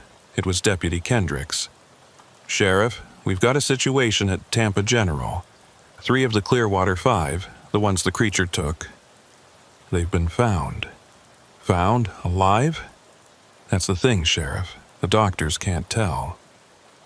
We rushed to Tampa General Hospital, where Dr. Richard Park, the head of emergency medicine, met us in a restricted ward. "Sheriff, I've been a doctor for 30 years, and I have no explanation for what I'm about to show you." He led us to an observation window. They were found floating in the bay by a fishing boat. No pulse, no breathing, body temperature matching the water. We pronounced them dead on arrival. Then, through the window, we could see 3 gurneys. On them lay Sofia Castellano, Antonio Ebor, and one of the others from Clearwater. They appeared dead, pale, still, not breathing. But their eyes were open, tracking movement. "They're conscious," DePark said. "Brain activity is off the charts. But they have no heartbeat, no respiration, no metabolic function that we can detect. They're dead by every medical definition, yet they're aware. Can they speak?" Sophia has managed a few words. She keeps saying, "not dead," changing. The transformation seems to be ongoing. I entered the room, approaching Sophia's gurney. Her eyes fixed on me, and when she spoke, her voice was different. Layered, as if multiple people were speaking in harmony. "Sheriff Walsh, you witnessed the Covenant renewal. Sophia, are you all right? Sophia is here, but also more. We are joining with the Ancient One, becoming bridge between worlds. It is not death, but evolution. Where are the other two? There were 5 of you. Still changing, still deep. We 3 are fastest to adapt. Old blood, the Castellano line has done this before. My ancestor, Diego's son, was one of the 25 in 1888. Part of him lives in the deep, part of him lives in me." Her hand moved, the first physical movement any of them had shown. She reached out, touching my arm, and I felt a shock of cold that went straight to my bones. But with it came visions. The bay, as it was millions of years ago, teeming with creatures beyond imagination. The arrival of the first humans, the bargains made, the cities rising and falling. I pulled back, gasping. "What are you becoming?" "Guardians," she said. "Protectors of the bay. The Ancient One cannot live forever. Even it ages and weakens. It needs successors, those who understand both worlds. We will feed on fish and offerings, not humans. We will maintain the balance. And if we refuse, if we break the bargain..." Her eyes darkened, becoming solid black for a moment. Then Tampa Bay dies, every living thing in these waters poisoned. The city, built on water's edge, swallowed. You've grown too large, too dependent on the bay. Without guardians, without the bargain, you cannot survive. Dr. Park pulled me aside. "Sheriff, their transformation is accelerating. Their cellular structure is changing at a rate that should be impossible. In a few hours, they won't be human anymore. What do you recommend? Honestly, let them go back to the water. Whatever they're becoming, keeping them here might be dangerous for everyone." That night, we made a decision that went against every protocol, every law I'd sworn to uphold. We took Sophia and the other 2 to a secluded beach on the southern tip of the county. Isabella Castellano was there, along with representatives from the other old families. As we wheeled the gurneys to the water's edge, Sophia spoke one last time with her human voice. "Tell my grandmother I understand now. The honor and the burden. We are not sacrifices, we are evolutionaries." They stood, all 3 at once, moving in perfect synchronization, and walked into the water. As the bay embraced them, their bodies began to change visibly. Skin becoming translucent, limbs elongating, that phosphorescent glow beginning to emanate from within. They turned back once, and I saw intelligence in their transformed features, a sadness mixed with acceptance. Then they dove beneath the surface and were gone. Isabella stood beside me, tears streaming down her ancient face. Every 100 years, some are taken to feed it, others are taken to become it. My granddaughter will live forever now, Sheriff, but she will never be human again. The next morning, the FBI closed the case. Officially, we had a serial killer who had drowned himself in the bay after committing the murders. The 5 missing from Clearwater were tragic casualties of a rip current. Agent Roberts made it clear that any other narrative would be met with extreme prejudice. But I kept Diego's journal, and I started my own, because someone needs to remember. Someone needs to prepare the next generation for 2088, when the bargain comes due again. The old families know, but they're growing fewer, their bloodlines diluting, moving away from Tampa Bay. What happens when there aren't enough marked ones to fulfill the bargain? What happens when the city forgets entirely, dismisses it all as legend? I think about that creature, ancient and intelligent, patient and ruthless. I think about Sophia and the others, transformed into something between human and monster, guardian and predator. And I know that Tampa Bay's prosperity, its very existence, hangs on a contract written in blood and renewed with sacrifice. 3 weeks passed after the Clearwater incident. Tampa tried to return to normal. Tourists still flocked to Busch Gardens. The cigar factories in Ybor City continued their rolling, and the fishing boats went out every morning into the bay. But for those of us who knew the truth, nothing would ever be normal again. I'd started investigating the old families, trying to understand the full scope of the bargain. With Marcus's help, I'd traced genealogies, property records, and historical documents going back 3 centuries. What we found was staggering. The 23 families involved in the original bargain hadn't just survived, they'd thrived. Every major development in Tampa Bay could be traced back to them. The phosphate industry, the cigar trade, the port expansion, the real estate boom, all controlled by descendants of those who'd made the deal in 1888. It's like the bargain guaranteed their success, Marcus said, spreading documents across my desk. Look at this. Every time one of these families faced bankruptcy or scandal, something would happen. A competitor would mysteriously drown, a rival's ships would sink in calm weather, opposition to their projects would simply disappear. The creature's been protecting its food source, I realized, ensuring the marked families prosper so there will always be sacrifices to give. Deputy Kendricks knocked and entered, his face grim. "Sheriff, we've got a problem. Remember the 2 missing from Clearwater? The ones who didn't resurface with Sophia and the others? What about them?" Fishing boat just pulled up something in their nets. You need to see this. We drove to the dock where the fishing vessel Maria's Dream was moored. The captain, a weathered Cuban named Eduardo, looked shaken as he led us to his catch. In the net, tangled among grouper and red snapper, was something that had once been human. The transformation was further along than what we'd seen with Sophia. The skin was completely translucent, revealing internal organs that glowed with bioluminescence. The limbs had elongated and developed webbing, and the face was still recognizably that of Monica Sanchez, one of the missing 5. But she was alive, her transformed chest rising and falling with a labored breathing. "We need to get her back in the water," Eduardo said urgently. "She's dying in the air." We transferred her to a tank on a police boat and took her to a secluded cove. As soon as she was back in salt water, her breathing stabilized.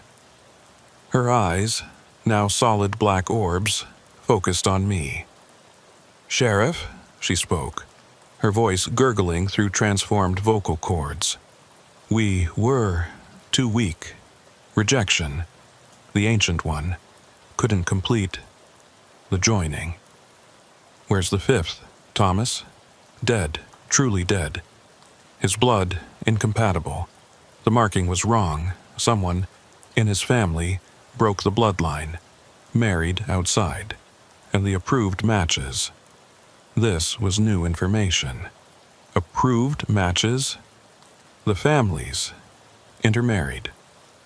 Kept the blood, pure, compatible, but some rebelled. Married for love, not obligation. Their children cannot transform. Only die." She convulsed, her body shifting further from human form. "Warning, Sheriff, others know. Other things in the deep, the Ancient One is not alone. Competition for feeding grounds. Tampa Bay is prize. They come. Who comes?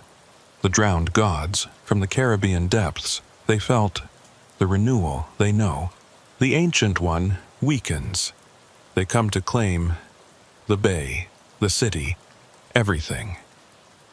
Her body suddenly went rigid, then began to dissolve into the water itself, breaking apart into thousands of phosphorescent particles that dispersed into the bay. Within moments, there was no trace she had ever existed. Eduardo crossed himself. "Sheriff, I've fished these waters for 40 years. My father and grandfather before me. We've always known something lived beneath, protected the bay. But if what that thing said is true, we need Isabella Castellano," I said. "Now." The Castellano estate was a sprawling compound in Old Hyde Park, hidden behind walls and ancient oak trees. Isabella received us in a library that looked like it hadn't changed since the 1800s. She listened to Monica's warning without surprise. "Yes, the drowned gods," she said, pulling out an even older journal. "This one is from 1688, written by a Spanish priest who survived their last incursion." She opened it to a marked page. "They came when Spanish first settled here. The Tocobaga and our guardian fought them together, drove them back to the deep Caribbean, but they always return when they sense weakness. How do we fight them? We don't. The guardian does. But..." She hesitated. "The guardian is weak now. The transformation of the five, the renewal ritual, it takes enormous energy. It needs time to recover, to integrate the new ones like my Sophia into its consciousness. Time we don't have. There must be something we can do." Isabella stood, walking to an old map of Tampa Bay on the wall. "There is one thing. Diego wrote about it, a last resort. The city itself can be weaponized." She traced lines on the map. The Hillsborough River, the Alafia, the Little Manatee. These rivers that feed the bay, they can be turned into barriers. Salt and fresh water properly mixed with the right elements creates a boundary the drowned gods cannot cross. What elements? Blood, Sheriff, willing blood from the marked families. Not death, but donation. Every descendant of the original 23 families must give blood, freely offered, to create the barrier. How many people are we talking about? Marcus had already done the math. Based on our genealogy research, roughly 3,000 living descendants in the Tampa Bay area. 3,000 people we need to convince to give blood for a ritual to stop sea monsters, I said flatly. In what, days? Hours? Hours, Isabella confirmed. The drowned gods move with the tide. They'll arrive with the king tide tomorrow night, the highest tide of the year. Agent Roberts chose that moment to arrive, flanked by federal agents. "Sheriff Walsh, you're under arrest for conspiracy, destruction of evidence, and violation of federal security protocols." As they cuffed me, Roberts leaned in close. "I warned you to let this go. The official story stands. There are no creatures, no bargains, no threats to Tampa Bay. You're having a psychological breakdown, Sheriff. Stress of the job." But as they led me away, I saw Marcus slip out the back with Isabella and the journals. They knew what had to be done. From my federal holding cell, I could only watch the news as events unfolded. Around 3 p.m. the next day, Tampa Bay began to behave strangely. The water turned dark, almost black, and fish began beaching themselves by the thousands. The authorities blamed red tide, but I knew better. They were fleeing. By 5 p.m., the bay was boiling. Not from heat, but from movement beneath the surface. The Coast Guard reported multiple massive sonar contacts moving in from the Gulf, things the size of buildings rising from deep trenches. At 6 p.m., Isabella Castellano went on live television. The 90-year-old woman, flanked by heads of the other old families, told the truth. All of it. The bargain, the guardian, the drowned gods approaching to claim Tampa Bay. She called on all descendants of the founding families to come to Bayshore Boulevard immediately. The government tried to cut the broadcast, but it had already gone viral. Social media exploded with videos of the bay's bizarre behavior, the fleeing sea life, the massive shapes moving beneath the surface. By 7 p.m., thousands had gathered. Not just the descendants, but regular Tampa citizens. They'd lived by the bay, prospered from it, and now they came to defend it. Blood donation stations were set up along the waterfront. The marked families bled into ritual bowls that Isabella and the other elders had prepared. I was released at 7:30. Roberts had no choice. The situation had spiraled beyond any cover-up. I arrived at Bayshore to find a scene from a nightmare. The drowned gods had arrived. They were nothing like our guardian. Where it had been alien but somehow majestic, these were pure horror. Masses of rotting flesh and coral, shaped vaguely like colossal human corpses that had been underwater for centuries. They moved on legs of compressed fish bones, with faces that were colonies of eels and crabs arranged in mockeries of human features. There were 3 of them, each easily 100 feet tall, wading through the bay toward shore. Our guardian rose to meet them. Even weakened, it was magnificent. It had grown since the renewal, incorporating the transformed humans into its mass. I could see Sophia and the others within its translucent body, their consciousness part of its own, directing its movements with human intelligence combined with ancient power. The battle was brief, but devastating. The drowned gods had numbers, but our guardian had home advantage and human cunning. It used the bay itself as a weapon, creating whirlpools and currents that battered the invaders. But it was losing, being pushed back toward the shore. That's when Isabella gave the signal. 3,000 people had given blood. The ritual bowls were poured into the rivers at precise moments, following Diego's instructions. The effect was immediate. Where salt and fresh water met, mixed with the willing blood of the covenant families, walls of energy formed.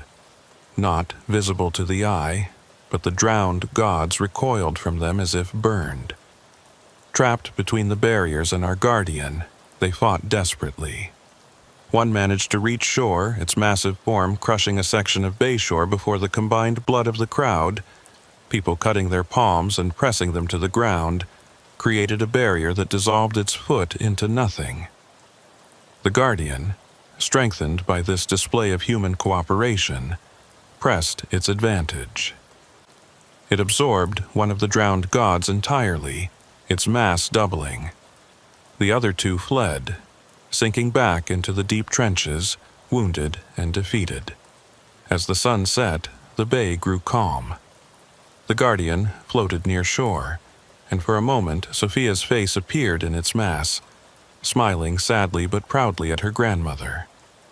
Then it too sank beneath the waves, returning to its eternal vigil. The aftermath was chaos. The government couldn't hide what millions had witnessed. Tampa Bay became ground zero for a new understanding of our world. That we share it with older things, that bargains made in blood still hold power, and that sometimes the monsters are the ones keeping darker monsters at bay. I was reinstated as sheriff, though the position meant something different now. I wasn't just keeping peace between humans, but maintaining the covenant with the bay. The marked families came out of hiding, taking their responsibility seriously for the first time in generations. Blood donations became monthly rituals, keeping the barriers strong and the guardian fed. Marcus took over the task of documenting everything, creating a proper archive for future generations. The FBI created a new division, secretly monitoring other coastal cities for signs of similar bargains, similar guardians. Isabella Castellano passed away a month later, peaceful in the knowledge that the Covenant would survive. At her funeral, the bay itself seemed to mourn, the water unnaturally still, reflecting the sky like polished glass. I still patrol the waterfront at night sometimes, watching for signs of our guardian. Occasionally, I see phosphorescent shapes moving beneath the surface. Sophia and the others, forever changed, but still protecting the city they loved. They're not human anymore, but they're not monsters either. There's something in between, something necessary. Tampa Bay thrives still. Its secret known, but somehow accepted. The tourists still come, maybe even more now, hoping to catch a glimpse of something extraordinary. The fishing boats go out, leaving small offerings of blood and bait for the guardian. The old families intermarry less, their bloodlines spreading through the general population, ensuring that when 2088 comes, there will be enough marked ones to renew the bargain again. But I wonder sometimes, late at night, when the bay is quiet and the moon is dark, what other bargains were made in other cities, with other things from the deep. How many of humanity's great coastal civilizations owe their existence to covenants signed in blood? How many guardians lurk beneath the waves, keeping worse things at bay? I'm 73 now, too old to be sheriff much longer. But I've trained my successor well, told them all the stories, shown them all the signs. They know about the monthly blood offerings, the maintenance of the barriers, the importance of keeping the old families connected to their heritage. Because Tampa Bay's prosperity still hangs on that contract written in blood. But now we understand it's not a curse or a burden. It's a partnership. We feed the bay, and the bay feeds us. We protect the guardian, and the guardian protects us. The water remembers, Isabella used to say. And as long as we remember too, the bargain holds. The next renewal is 65 years away. I won't live to see it. But I've made sure others will be ready. The journals are preserved. The families are tracked. The marks are documented. And somewhere in the deep waters of Tampa Bay, Sophia Castellano and the others swim eternal, neither human nor monster, but something more. They are our sacrifice and our salvation, our loss and our hope. They are what we might all become, eventually, as the waters rise and the world changes. Evolution or extinction, transformation or death. The same choice the Guardian offered in 1888. The same choice it will offer again. I sit on Bayshore Boulevard now, watching the sunset paint the bay in shades of red and gold. The water is calm, peaceful, but I know what lurks beneath. I know the price of that peace, and I know it's worth paying. Name's Sheriff Tom Brennan. Been keeping the peace in the Florida Keys since 1952.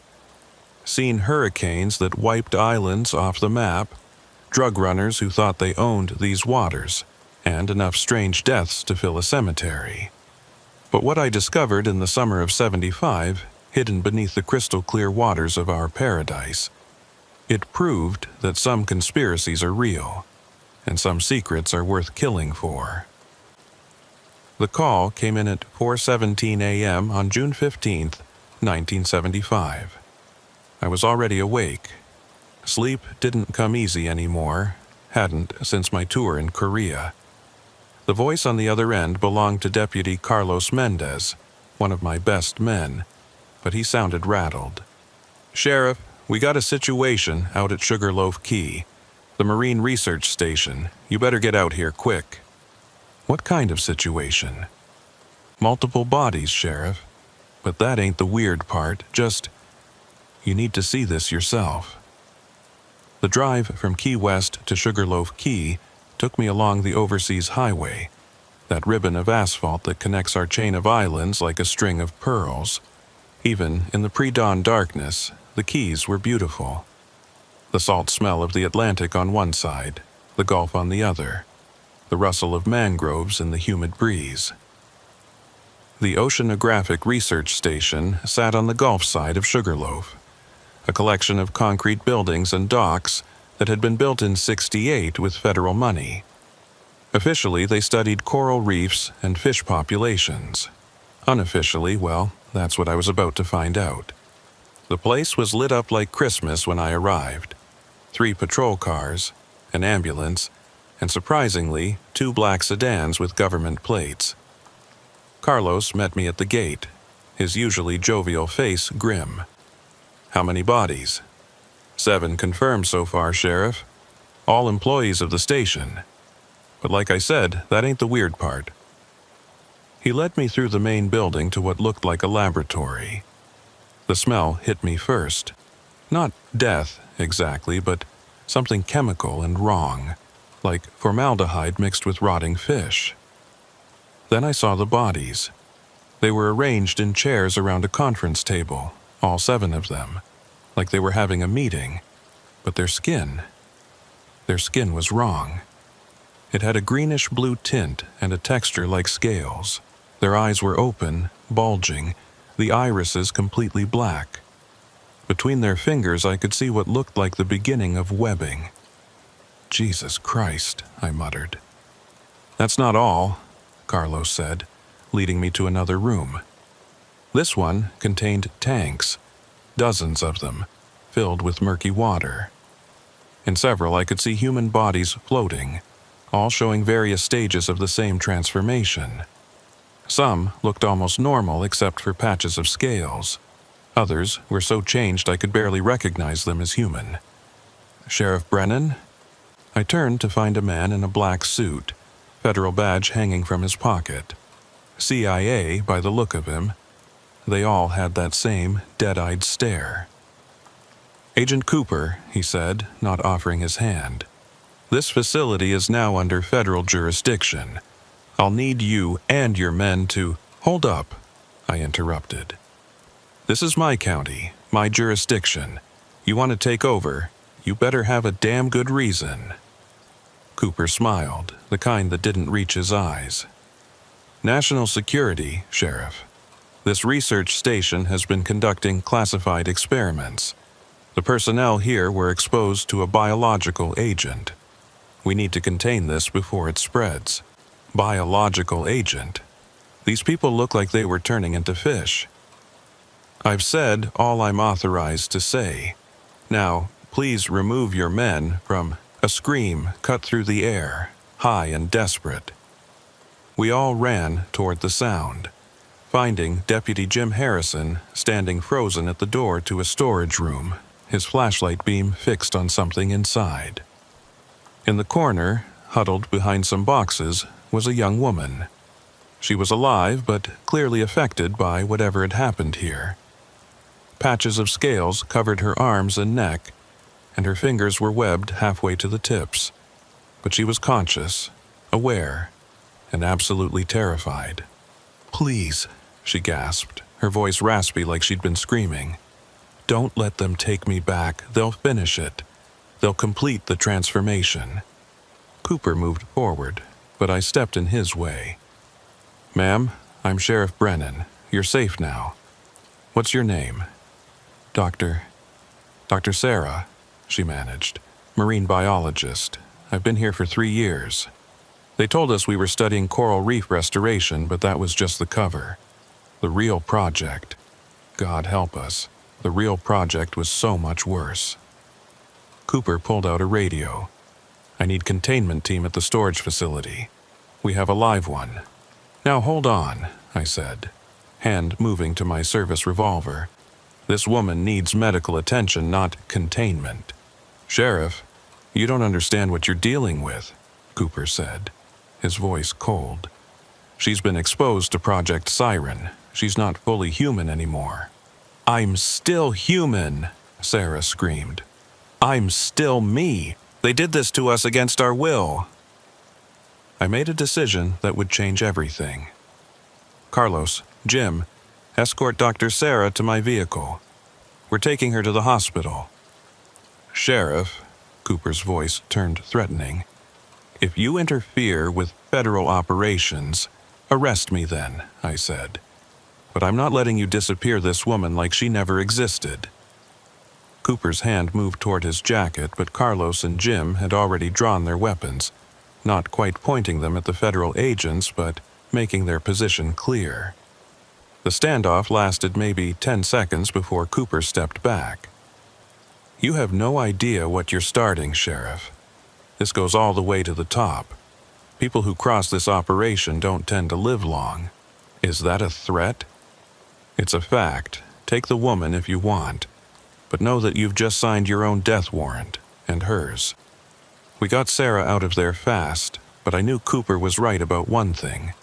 I'd just stepped into something way bigger than a murder investigation. As we drove toward the Lower Keys Hospital, Sarah huddled in the back seat. I tried to get her to talk. Dr. Sarah. Chev, what is Project Siren? She looked at me with eyes that were still human, despite the black creeping in around the edges of her irises. They found something, Sheriff. In the deepest part of the ocean trench off the Keys, a civilization, an ancient one. What kind of civilization? The kind that was here before humans, before mammals even. They've been down there for millions of years, waiting. Carlos glanced at me from the driver's seat, his expression skeptical. But I'd learned long ago that the Keys held secrets stranger than most people could imagine. Waiting for what? For us to develop enough technology to find them, to communicate with them.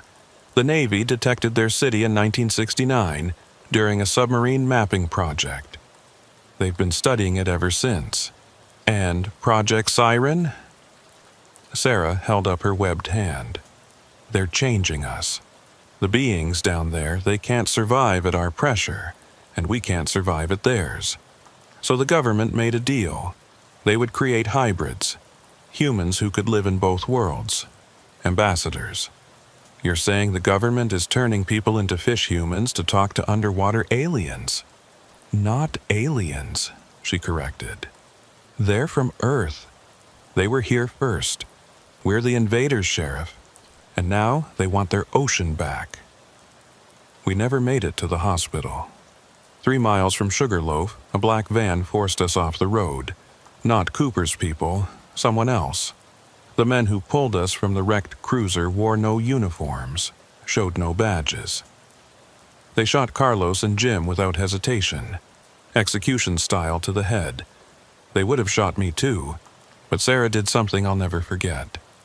She screamed, not a human scream, but something that penetrated not just my ears, but my bones, my soul. The sound shattered the van's windows and dropped our attackers to their knees, blood running from their ears. In the chaos, she grabbed my hand with her webbed fingers and pulled me toward the water. "Trust me," she said, and dove in, dragging me with her.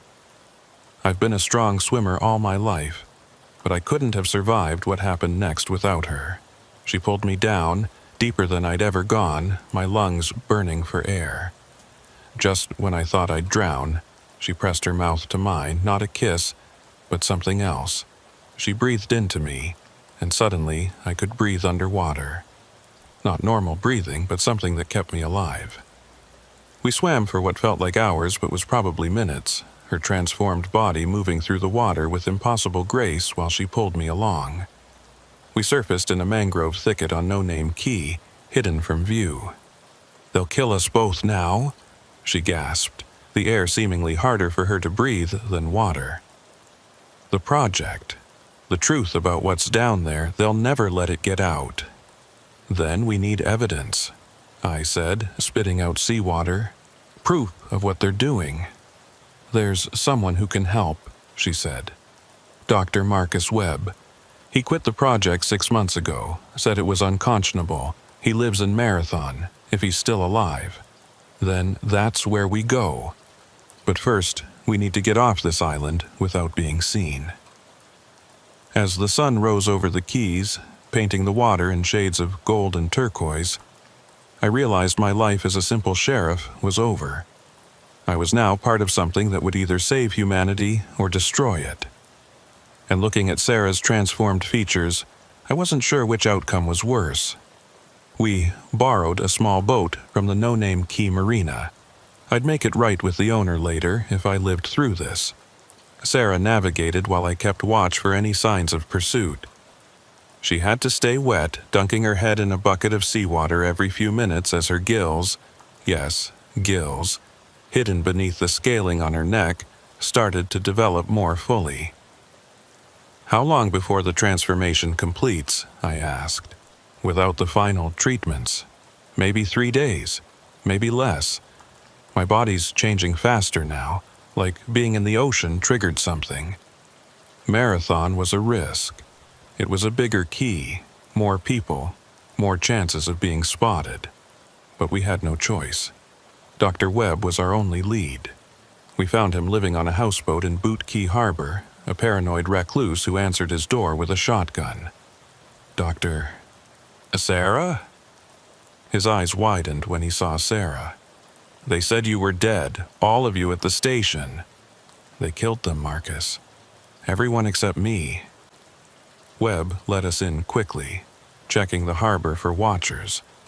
His houseboat was a mess of scientific equipment, papers, and what looked like survival gear, like he'd been ready to run at a moment's notice. "Sheriff Brennan," I introduced myself. "I need to know what the hell is going on." Webb poured himself a drink, rum, straight, and offered me one. I took it. "It started in 1969, he began. "The USS Scorpion, a nuclear submarine, was doing deep water surveys off the Puerto Rico Trench. They found something. A city, Sheriff. A vast city at a depth of 27,000 feet. Architecture that defied everything we knew about engineering. Still inhabited." He pulled out a folder of photographs, grainy sonar images, and a few actual photos that must have been taken by deep-sea cameras. The structures were impossible. Twisted spirals of what looked like coral and metal, geometries that hurt to look at. The beings living there, we call them the Tethys, after the ancient ocean goddess. They've been down there for at least 65 million years. They survived the extinction that killed the dinosaurs by going deep, adapting to pressure that would crush any surface life. And they made contact. "They made contact," Webb confirmed. "They're intelligent, Sheriff. More intelligent than us in many ways. They've had millions of years to develop their civilization while we were still crawling out of the trees. But they're dying." "Dying?" Sarah spoke up, her voice increasingly garbled as her throat changed. "The oceans are changing, pollution, temperature rises, acidification. It's destroying their habitat. They need to come up, but they can't survive in our pressure any more than we can in theirs. So, Project Siren was supposed to create a bridge," Webb finished. "Hybrid beings who could go between worlds. Voluntary at first. Military volunteers who were told they'd be pioneers. But when the volunteers started dying or going insane from the transformation, they started taking people involuntarily. Homeless, runaways, people who wouldn't be missed. And the research station? One of 12 facilities worldwide. The US has 3, the Soviets have 2, the Chinese have 2, and the rest are spread among allied nations. It's a global conspiracy, Sheriff. Every major government knows about the Tethys." I stood up, pacing the small cabin. "Why keep it secret? Why not tell people?" Webb laughed bitterly. "Can you imagine the panic? Telling humanity that we're not the dominant species on Earth? That there's a civilization older and more advanced than ours living in the ocean? And that they want their territory back? It would be chaos. So, instead they're creating fish people. The hybrids were meant to be ambassadors, translators, but the Tethys gave us something else along with their genetic material. A warning. They showed the project leaders visions of what's coming." "What's coming?" Sarah answered, her voice now barely human. "The Rising. When the ice melts and the seas rise, they're coming up. All of them, millions. They're claiming the flooded lands as their territory. The hybrids aren't ambassadors. We're advanced colonizers. We're supposed to prepare the way. A boat engine outside made us all freeze. Webb grabbed his shotgun, peering through the blinds. "Coast Guard," he said. "But those aren't regular coasties. Look at their eyes." I looked. Even from a distance, I could see the telltale black irises. Hybrids, further along than Sarah. "They found us," Webb said. "They must have tracked Sarah somehow." "The transformation," Sarah gasped. "We're connected now. All of us who've been changed. I can feel them. They're not hostile. They're recruiting." The boat pulled alongside the houseboat. 3 figures boarded, moving with an unnatural fluidity. When they entered the cabin, I recognized one of them, Commander Jack Morrison, U.S. Coast Guard, a man I'd known for 10 years. "Tom," he said, his voice carrying harmonics that shouldn't come from a human throat. "We're not here to hurt anyone. We're here to offer you the truth." "Jack, Jesus Christ, what did they do to you?" "They opened my eyes," he said. Literally, his eyelids opened sideways now, like a fish. "The transformation isn't a curse, Tom. It's evolution. The Tethys aren't our enemies. They're trying to save us. Save us from what? From ourselves. From extinction. The surface world has maybe 50 years left, Tom. The climate change, the pollution, the wars that are coming over resources. Humanity as we know it is doomed. But life in the ocean, merged with the Tethys, that's forever." Sarah Saya stood up, drawn toward the other hybrids. "I can feel it," she said. "The collective, they're all connected. All one consciousness but maintaining individuality. It's beautiful." "It's mind control," Webb spat, raising his shotgun. Morrison moved faster than human reflexes should allow, disarming Webb without violence. "Dr. Oshibiasa, you ran because you were afraid. But you don't understand what we're offering. The Tethys have technology beyond our imagination. Medical knowledge that could cure any disease. Energy sources that would end all scarcity. All they ask is that we share the planet properly. By turning us into them. By giving us the choice to adapt or die." Morrison turned to me. "Sheriff, you're respected in the Keys. People trust you. Help us make this transition peaceful. And if I refuse, then you'll watch from the surface as your world drowns. The transformation is already beginning, Tom. There are thousands of us now, in every coastal city, every naval base. The government can't stop it because half the people running the project have already turned. We are the future." Sarah took a step toward them, then stopped, looking back at me. "Sheriff, I can hear them. The Tethys, they're not monsters. They're scared, just like us. Their world is dying and ours is about to. Maybe this is the only way." I looked at the 4 hybrids, then at Webb, still human, still terrified. "I need proof, not just words. Show me these Tethys. Show me they're not planning to just wipe us out and take over." Morrison smiled, revealing rows of sharp teeth. "I was hoping you'd say that. There's a gathering tonight, full moon. The Tethys are sending an emissary to the surface for the first time in recorded history. They want to meet with human leaders, make their case directly. Where? The Blue Hole, midnight. Come see for yourself, Tom. See what we're becoming. What we all must become." After they left, Webb slumped against the wall. "It's a trap, has to be." "Maybe," I said. "But trap or not, I need to know the truth." Sarah was standing at the window, looking out at the ocean. Her transformation was accelerating. Scales now covered most of her body, and her fingers were fully webbed. "I can feel the pull," she said. "The ocean calling me home. By midnight, I'll be one of them completely. Then we'd better get our answers before then," I said.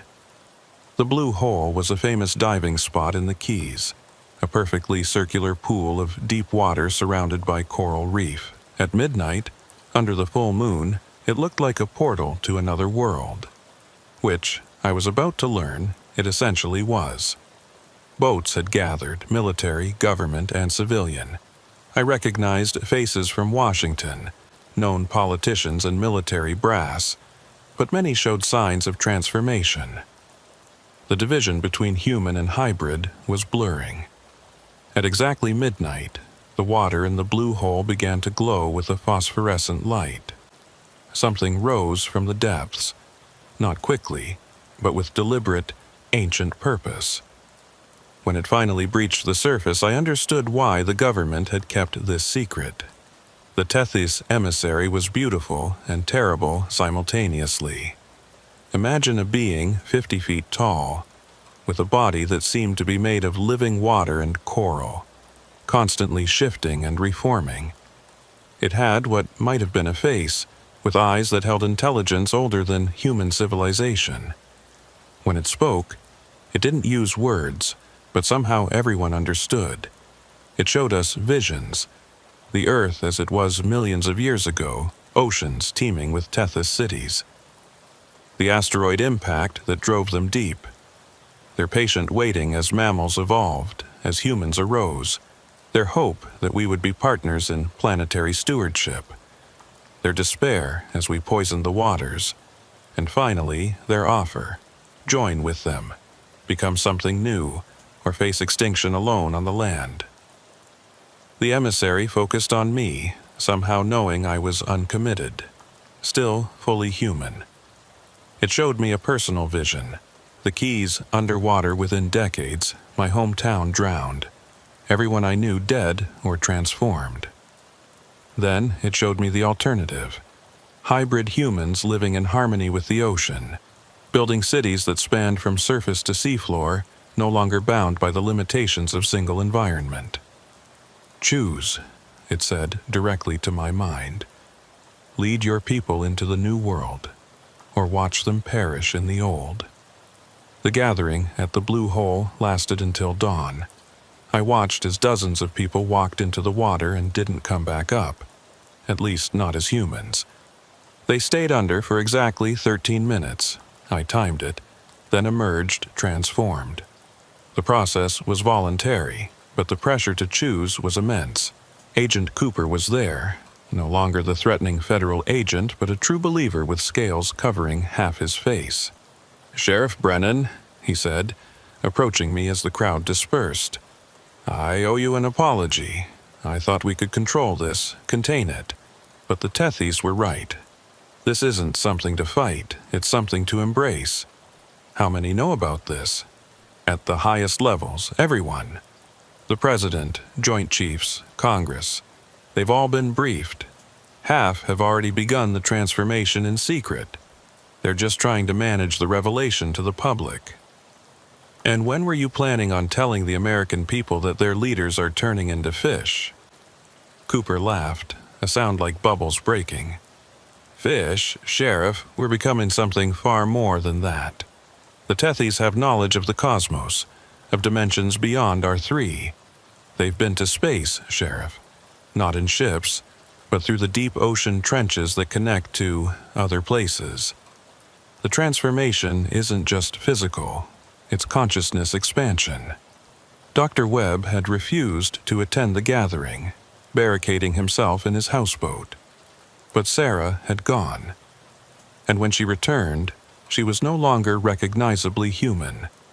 Her skin was completely covered in iridescent scales, her eyes solid black, but somehow still expressive. She could no longer speak above water, but in the shallow water by the dock, her voice was clear. "Tom," she said, using my first name for the first time, "I understand everything now. The research station, the killings. It was a faction of humans trying to stop this.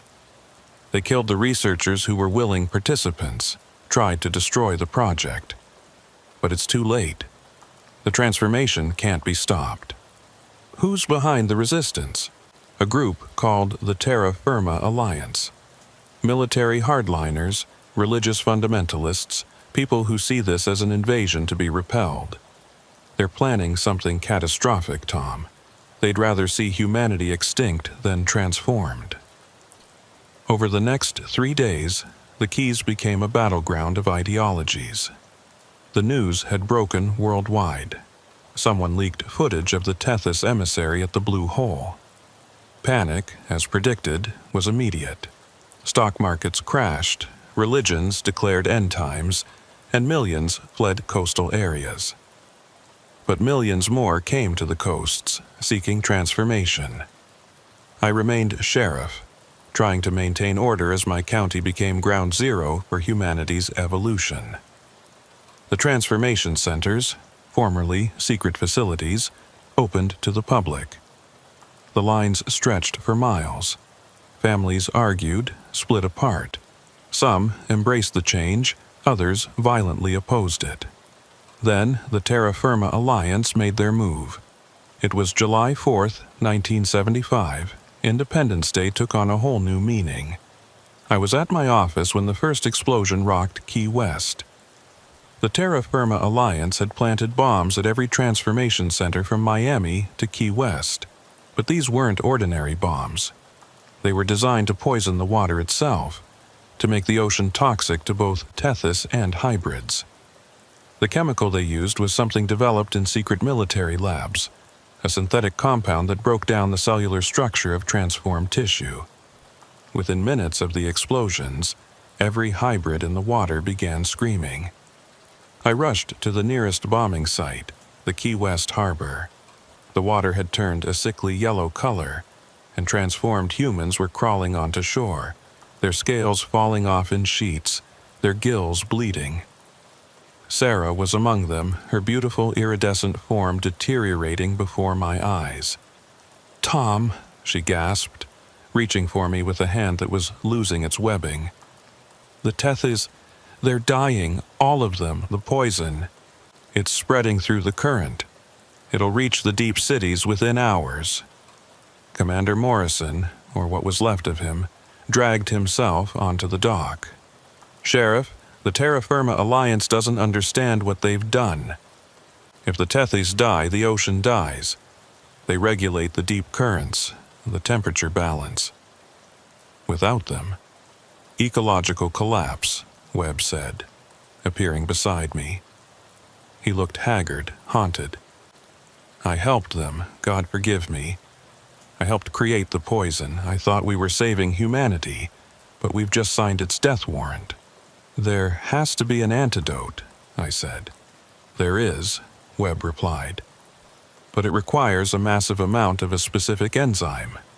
An enzyme that only exists in one place, the Tethys home city, at 27,000 feet below." I looked at the dying hybrids around me, at the poisoned water spreading out into the Gulf Stream. "How long do we have?" 6 hours, maybe less. I made the decision that would define the rest of my life. "We're going down there. Webb, you're coming with me. You know the antidote formula. Sarah, can you still guide us?" She nodded weakly. "I can feel the city calling, even through the poison. But Tom, the pressure will kill you. Then I'll have to transform on the way down." Morrison grabbed my arm. "Sheriff, partial transformation might not be enough. You'll need to go all the way, become one of us completely. There's no coming back from that. If I don't go, there's nothing to come back to anyway." We commandeered a Navy submarine, one specially modified for the deep trenches. The crew was half transformed already, volunteers who understood what was at stake. As we descended, I submitted to the transformation process, feeling my body change, my consciousness expand. At 5,000 feet, my lungs adapted, filling with a specialized fluid that allowed oxygen exchange at pressure. At 10,000 feet, my skin began to change, scales providing protection against the crushing depth. At 15,000 feet, my vision altered, seeing in spectrums beyond human perception. At 20,000 feet, I began to hear them, the collective consciousness of the Tethys, weak and dying but still present. And at 27,000 feet, we arrived at their city. It was magnificent and horrible. Structures of living coral and metal that defied geometry, powered by thermal vents and bioluminescence. But the streets, if you could call them that, were littered with dying Tethys, their forms dissolving in the poisoned water.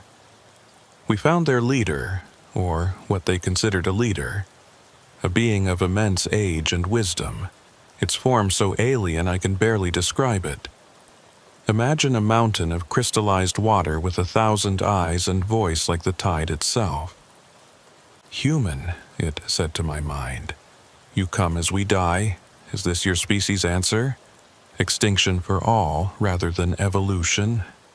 No, I replied, my own voice now capable of the harmonic communication. We come to save you, to save everyone. Webb, in an atmospheric suit, worked frantically with the Tethys scientists, beings of pure energy contained in coral shells, to synthesize the antidote. But we needed more of the enzyme than existed in any single location. There is a way, the Tethys leader said, but it requires sacrifice. One of us must dissolve completely into the enzyme. It will cure the poison, but destroy the individual. I'll do it, Sarah said without hesitation. She had followed us down, her transformation allowing her to survive where even the submarine couldn't go. No, I said, there has to be another way. There isn't, she replied, and I could feel her certainty through our shared consciousness. Tom, I was the first to be transformed at the station. My genetics are the most stable hybrid. It has to be me.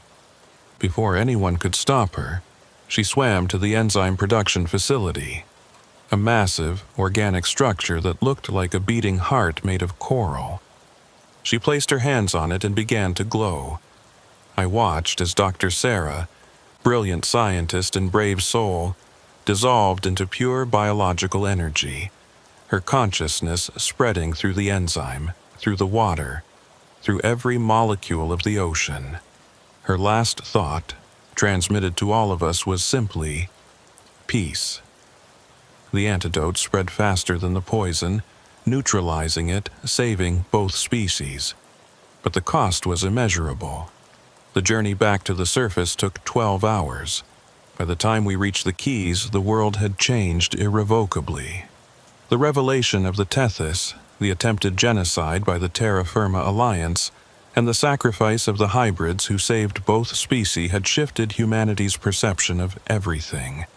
I emerged from the submarine no longer fully human.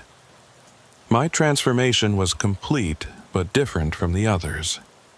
The deep exposure to the Tethys city, the absorption of their knowledge, had made me something unique, a true bridge between species.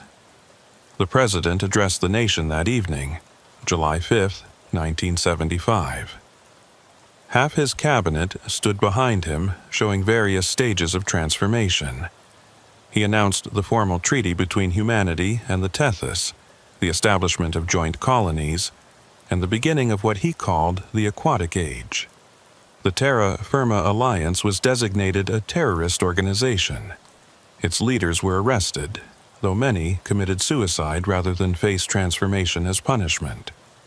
Webb, broken by guilt over his role in creating the poison, volunteered for transformation as penance. He became one of the most dedicated advocates for human-Tethys cooperation. I returned to my role as sheriff, though the job was now vastly different. The Keys became the first hybrid economic zone, where transformed and traditional humans lived side by side.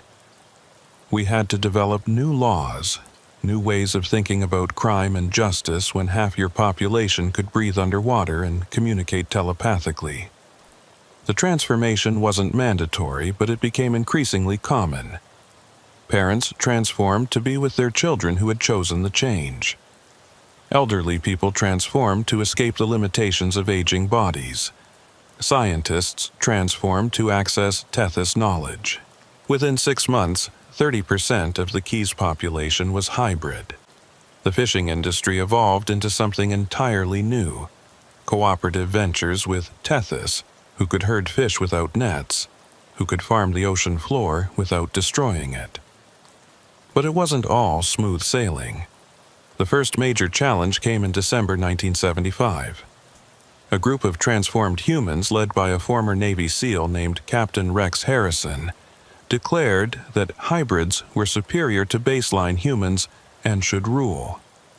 They called themselves the New Tide and began attacking human-owned businesses, trying to drive non-transformed people from the Keys. I had to stop them, but the challenge was complex. How do you arrest someone who can disappear into the ocean? How do you hold someone who can dissolve into water itself?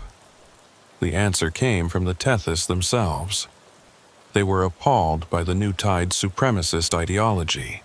The collective consciousness that Sarah had joined before her sacrifice still existed in the ocean itself, and through it, she spoke to me. Tom. Her voice came through the water one night as I stood on the dock.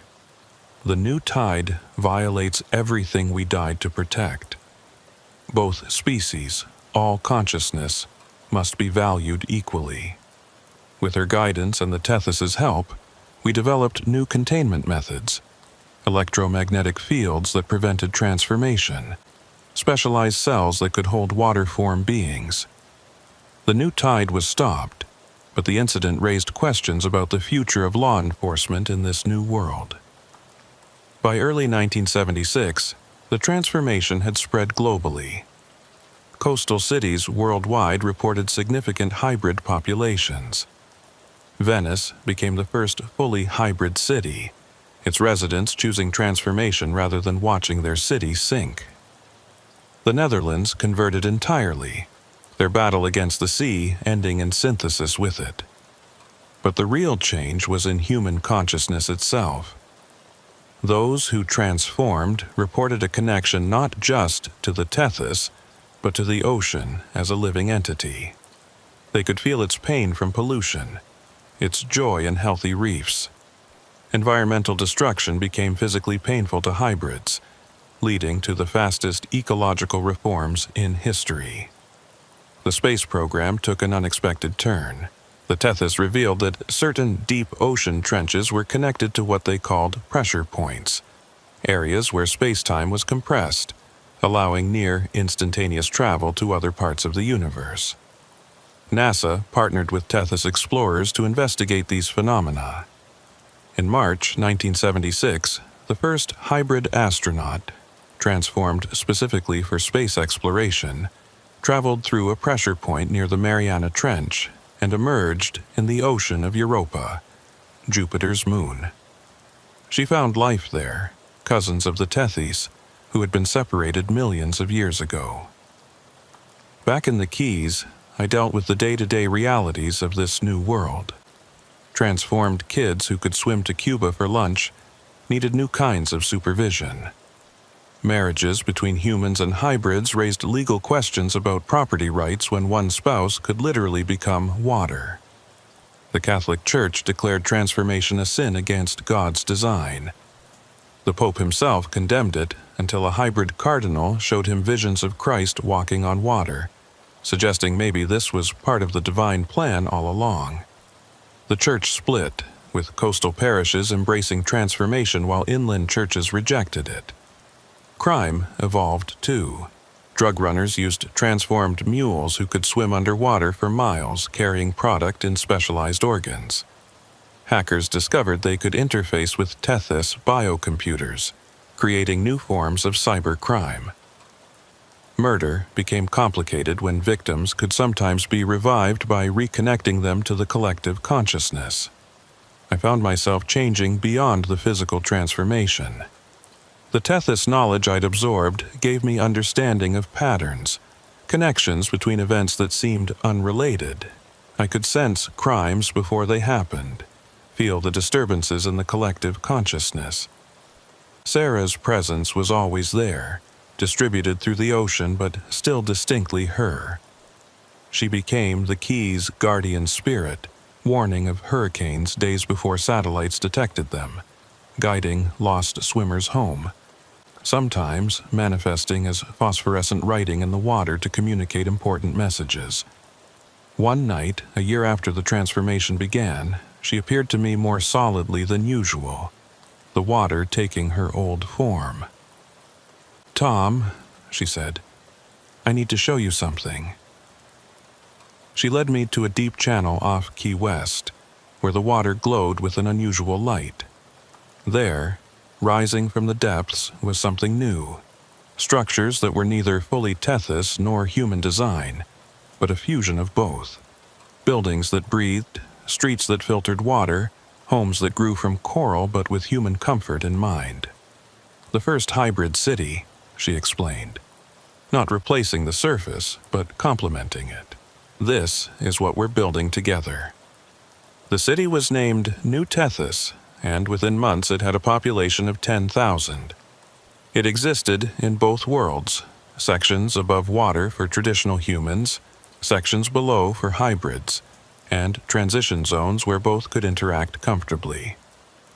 By summer 1976, 1 year after first contact, the world map had to be redrawn.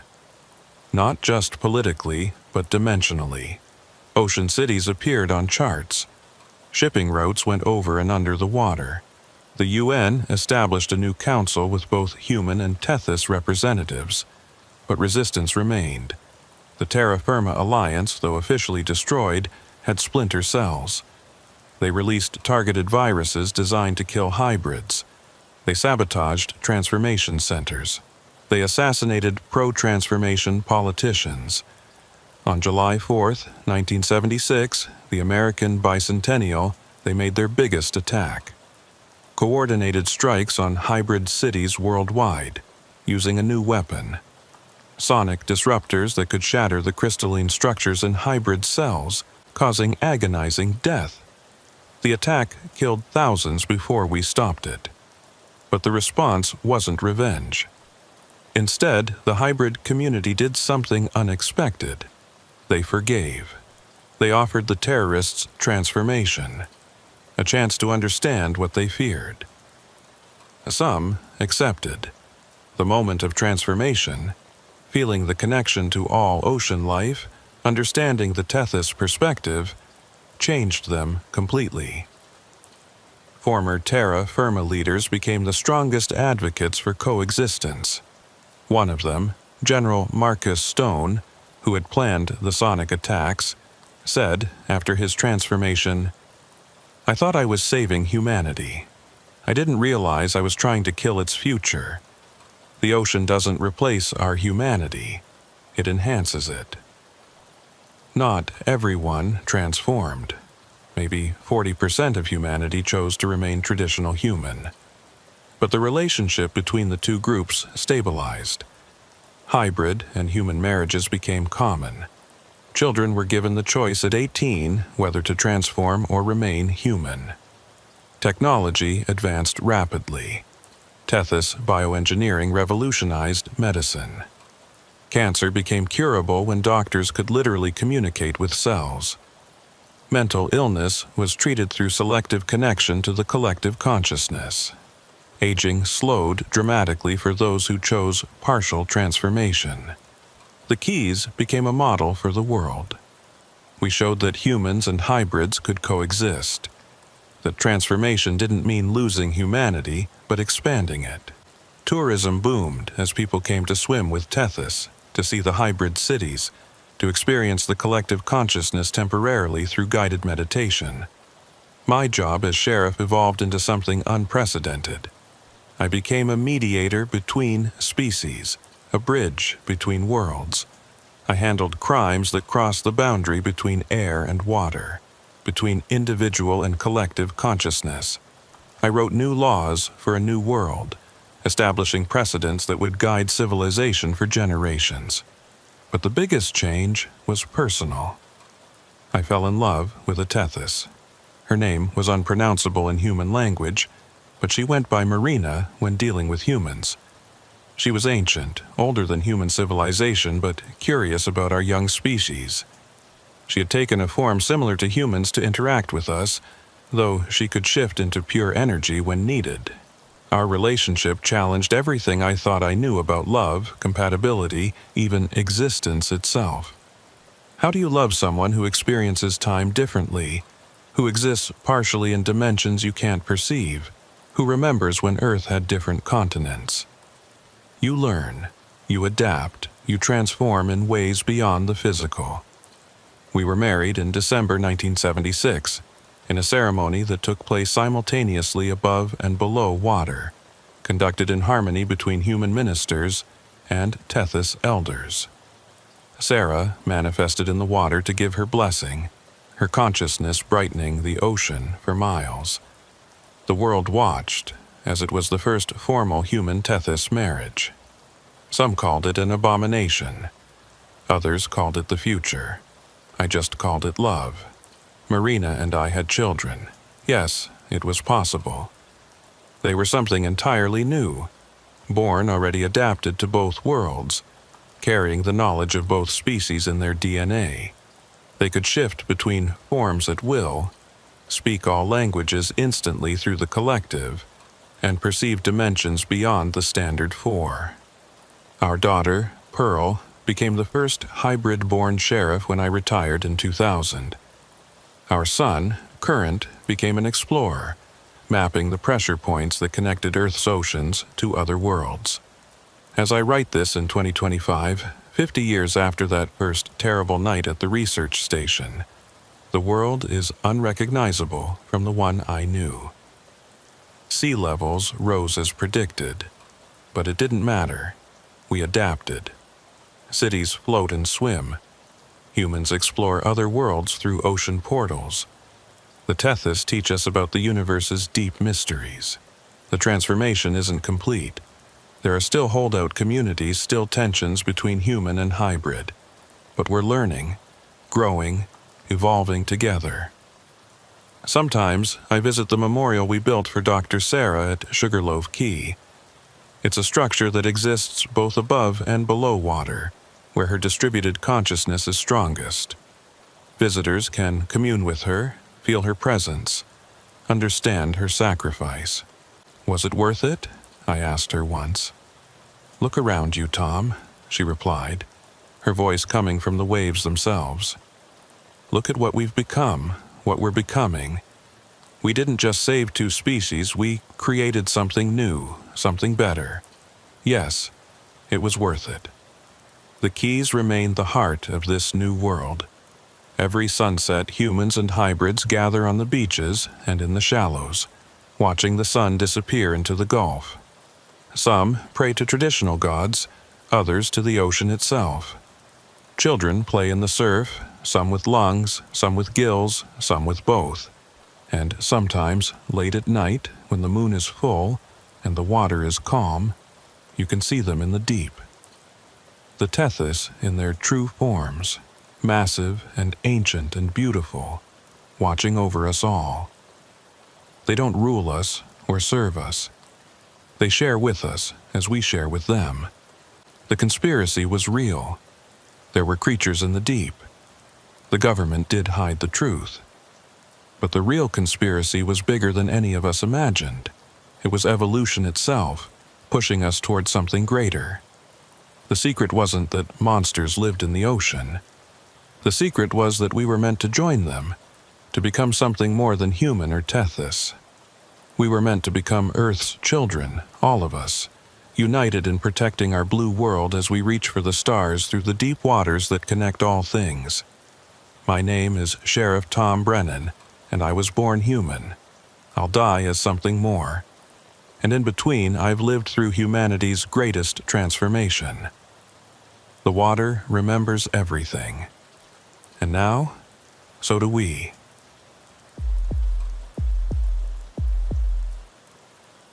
Sheriff Dale Morrison, Okaloosa County, Florida, Panhandle.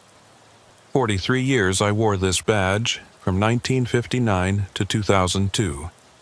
Dealt with spring breakers, drug smugglers, and enough hurricane damage to rebuild the coast 3 times over. But what happened in the fall of 1982, in the pine forests north of Crestview? That's what made me believe that some evils are older than Florida itself. October 3rd, 1982. The morning mist was still clinging to the pine forests when I got the call. Deputy Rick Hawkins, young kid fresh from Tallahassee, voice shaking over the radio. "Sheriff, we got multiple bodies out here on Highway 90, about 10 miles east of Crestview. You're going to want to see this yourself." The Panhandle was different from the rest of Florida. Up here, we had hills, actual hills, covered in longleaf pines and turkey oaks. The Spanish moss hung like funeral shrouds, and the morning fog could turn familiar roads into something from a nightmare. This October had been unusually cold, and the fog was thicker than I'd seen in years. I drove my Crown Vic through that soup, following the flashing lights of emergency vehicles. The scene was just off the highway, down an old logging road that hadn't been used since the 60s. 3 patrol cars, an ambulance, and surprisingly, a military vehicle from Eglin Air Force Base. Rick met me at the perimeter, his face pale beneath his tan. "Sheriff, I've never seen anything like this." He led me through the pines to a small clearing. 5 bodies, arranged in a perfect circle, each one facing outward. They were naked, skin so white it almost glowed in the morning light filtering through the trees. But it was their condition that made my blood run cold. They'd been mummified. In the humid Florida Panhandle, where bodies decomposed in days, these corpses looked like they'd been dried out over centuries. The skin was like leather, stretched tight over bones. But the medical examiner, Dr. Louise Harper, said they'd only been dead for maybe 48 hours. "How's that possible?" I asked. Louise, a tough woman who'd seen everything in her 20 years on the job, just shook her head. "It's not, Dale. Not naturally. Something drained every drop of moisture from these bodies. Not just blood, everything. They're like beef jerky. Animals? Insects? No bite marks, no punctures, nothing. It's like the moisture was just extracted through the skin itself." I studied the victims. 3 men, 2 women, all appearing to be in their 20s or 30s. No obvious injuries except for one detail. Their mouths were open in silent screams, and inside, their tongues were black. IDs? Nothing yet, no clothes, no vehicles nearby. It's like they just appeared here. That's when Colonel James Patterson from Eglin approached. I knew Jim from various joint operations. The base was huge, covering most of 3 counties, and we often coordinated on things. "Sheriff Morrison, we need to talk. Privately." We walked away from the scene, into the darker parts of the forest. Jim was career military, not given to dramatics, so when he looked nervous I paid attention. "Dale, we've been tracking something out here for weeks. Unusual energy readings, electromagnetic anomalies. Started right after we lost a reconnaissance aircraft over this area." "Lost how?"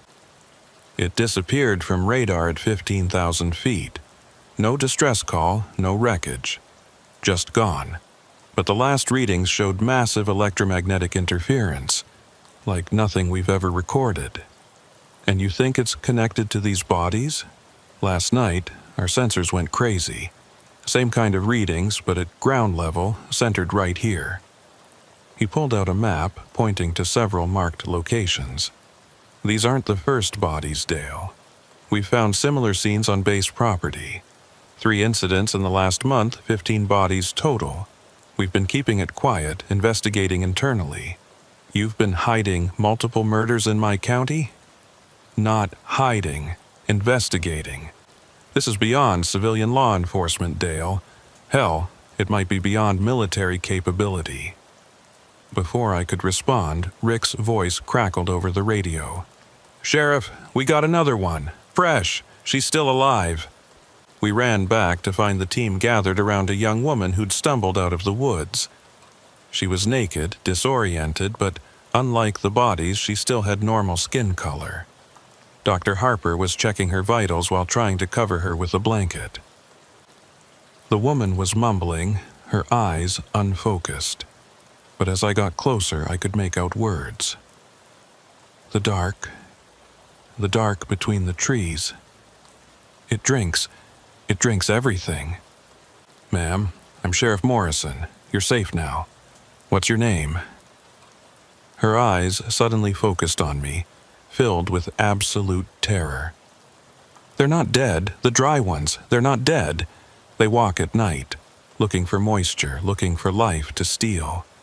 Who did this to you? Not who. What? It's older than the Creeks, older than the Spanish. The Seminoles knew. They called it the dry dark. It sleeps in the deep forest, but something woke it up." She grabbed my arm with surprising strength. "The planes, the military planes flying over, their radar, their signals. It woke up the dry dark, and now it's hungry, so hungry." Then she started seizing. Dr. Harper tried to stabilize her, but within minutes the transformation began. Her skin started to dry out, moisture literally evaporating from her body. We watched in horror as she mummified before our eyes, going from living person to desiccated corpse in less than 5 minutes. "Everyone back!" I shouted. "Nobody touch her!" But it was too late. Deputy Tom Garrett had been holding her hand, trying to comfort her. The desiccation spread from the contact point, racing up his arm.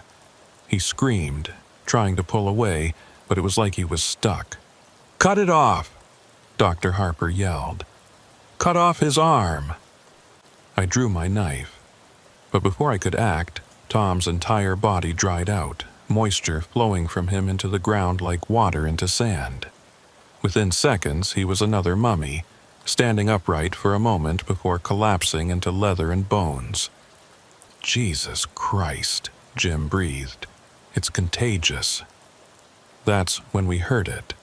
A sound like wind through dry leaves, but rhythmic, deliberate. The 5 original bodies were moving. Not much, just slight twitches, but their heads were turning toward us. "Run," I said, then louder. "Everyone run! Get to the vehicles!" We fled through the pines, the sound of rustling getting closer. I glanced back once and saw them. The mummified corpses, moving with jerky, unnatural gaits, reaching out with desiccated hands. They weren't fast, but they were relentless. We made it to the vehicles, but Rick's patrol car wouldn't start. The engine turned over, but immediately died. Jim checked his military vehicle. Same problem. "EMP," Jim said. "Electromagnetic pulse. Whatever's causing this, it's interfering with the electronics." My old Crown Vic, with its simple engine, was the only vehicle that started. We piled in, 7 of us in a car meant for 5, and I floored it out of there. In the rearview mirror, I saw the mummies emerge from the tree line, standing in the road, watching us flee.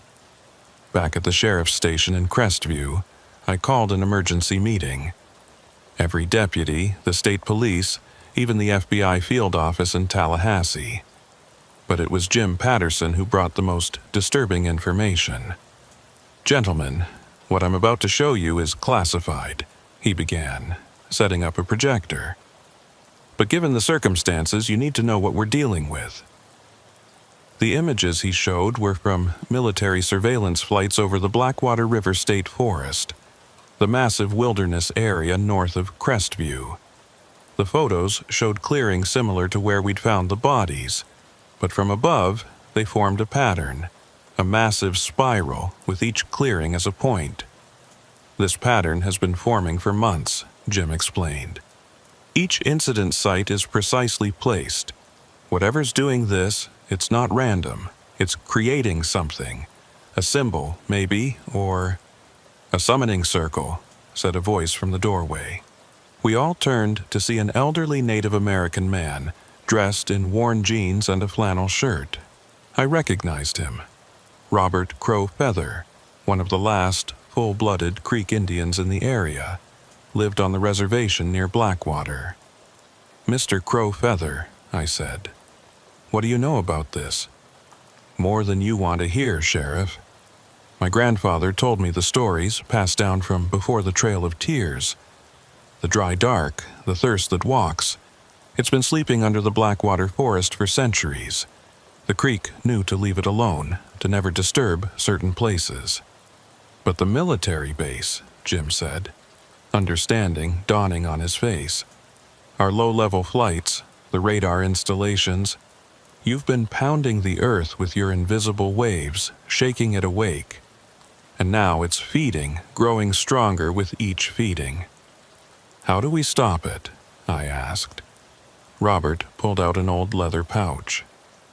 "The old ways. Water blessed by lightning, salt from tears of grief, and fire that's never known wood, only bone." He looked at each of us. "But first you need to understand what you're fighting." He told us the legend. The dry dark was something that came before humans, before animals, maybe before life itself. It existed in the spaces between, in the gaps in reality. It fed on life force, on the water that made life possible. The creek had found a way to put it to sleep, to bind it with rituals and sacrifices. "But bindings wear thin," Robert said. "And your technology, your electromagnetic signals, they're like acid on the old bindings." Over the next 2 days, we tried to establish a perimeter around the affected area. But the dry dark was spreading. More bodies appeared, always in groups of 5, always arranged in circles. And worse, the mummified corpses were multiplying. Everyone who died to the dry dark rose again, searching for moisture to steal. The town of Crestview itself came under threat when a group of mummies wandered in from the forest. They attacked the water treatment plant, drawn to the massive reserves of water. We managed to stop them with fire. Regular fire seemed to work, turning their desiccated bodies to ash. But for every one we destroyed, 2 more seemed to appear. Dr. Harper made a disturbing discovery. The victims weren't chosen randomly. Blood tests on the few survivors who'd escaped the circles before dying showed they all had a specific genetic marker, a rare sequence that less than 1% of the population carried. "It's hunting specific people," she told me. "People with this marker, like it's trying to collect a specific set." Jim's team, meanwhile, had detected a massive electromagnetic anomaly deep in the Blackwater Forest. "It's like there's a hole in reality itself," he explained. "Our instruments can't make sense of it." On October 7th, day 4 of the crisis, we got a break. A survivor, fully conscious and seemingly unaffected, was found wandering near the edge of the forest. Marcus Webb, a grad student from FSU who'd been camping in the area. "I saw it," he told us, his hands shaking as he drank his 5th glass of water. "The thing at the center, it's not from here, not from Earth." He described something that shouldn't exist, a being made of absence, a void. It existed in the spaces between atoms, in the dark between stars. When it manifested physically, it looked like a moving shadow that desiccated everything it touched. "It spoke to me," Marcus continued. "Not in words, but in dryness. It showed me visions of other worlds it had consumed, turned into dust bowls, lifeless husks. Earth is just its latest feeding ground." "Why didn't it take you?" I asked. "I don't have the marker," he said. "The genetic sequence it needs.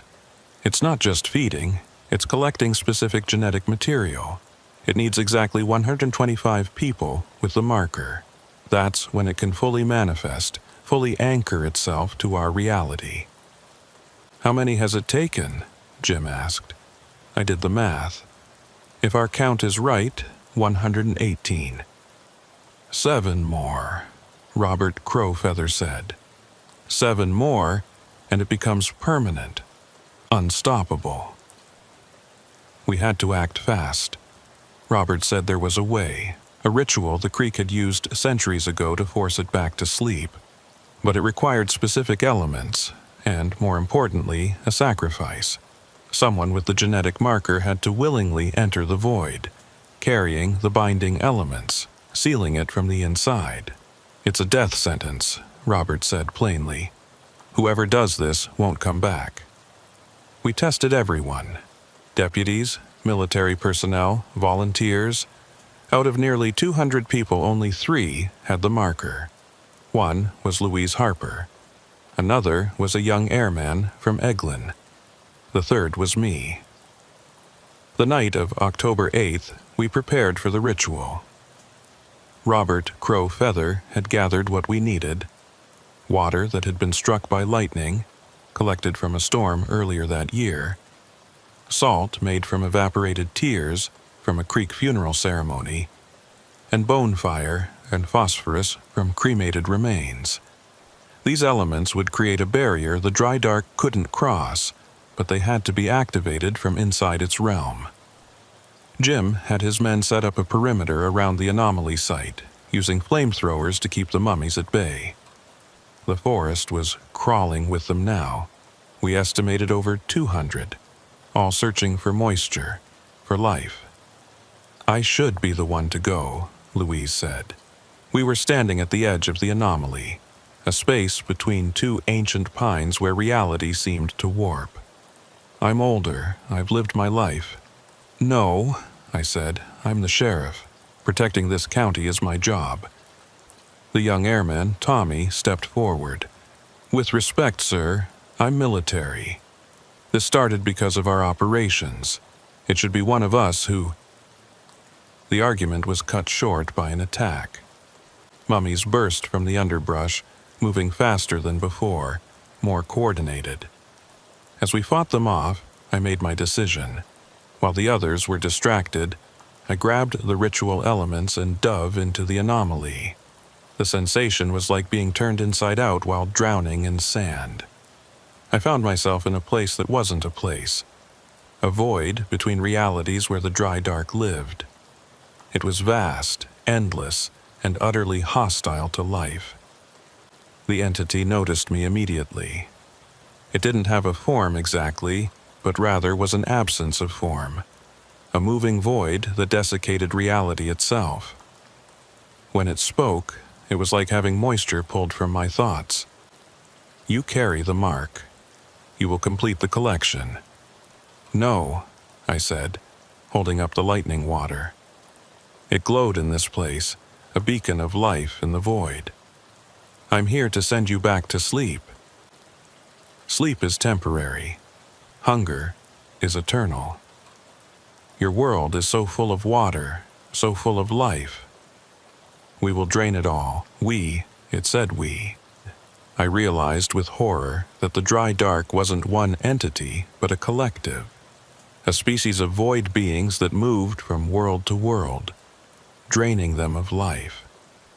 I started the ritual Robert had taught me, speaking words in Creek that I barely understood.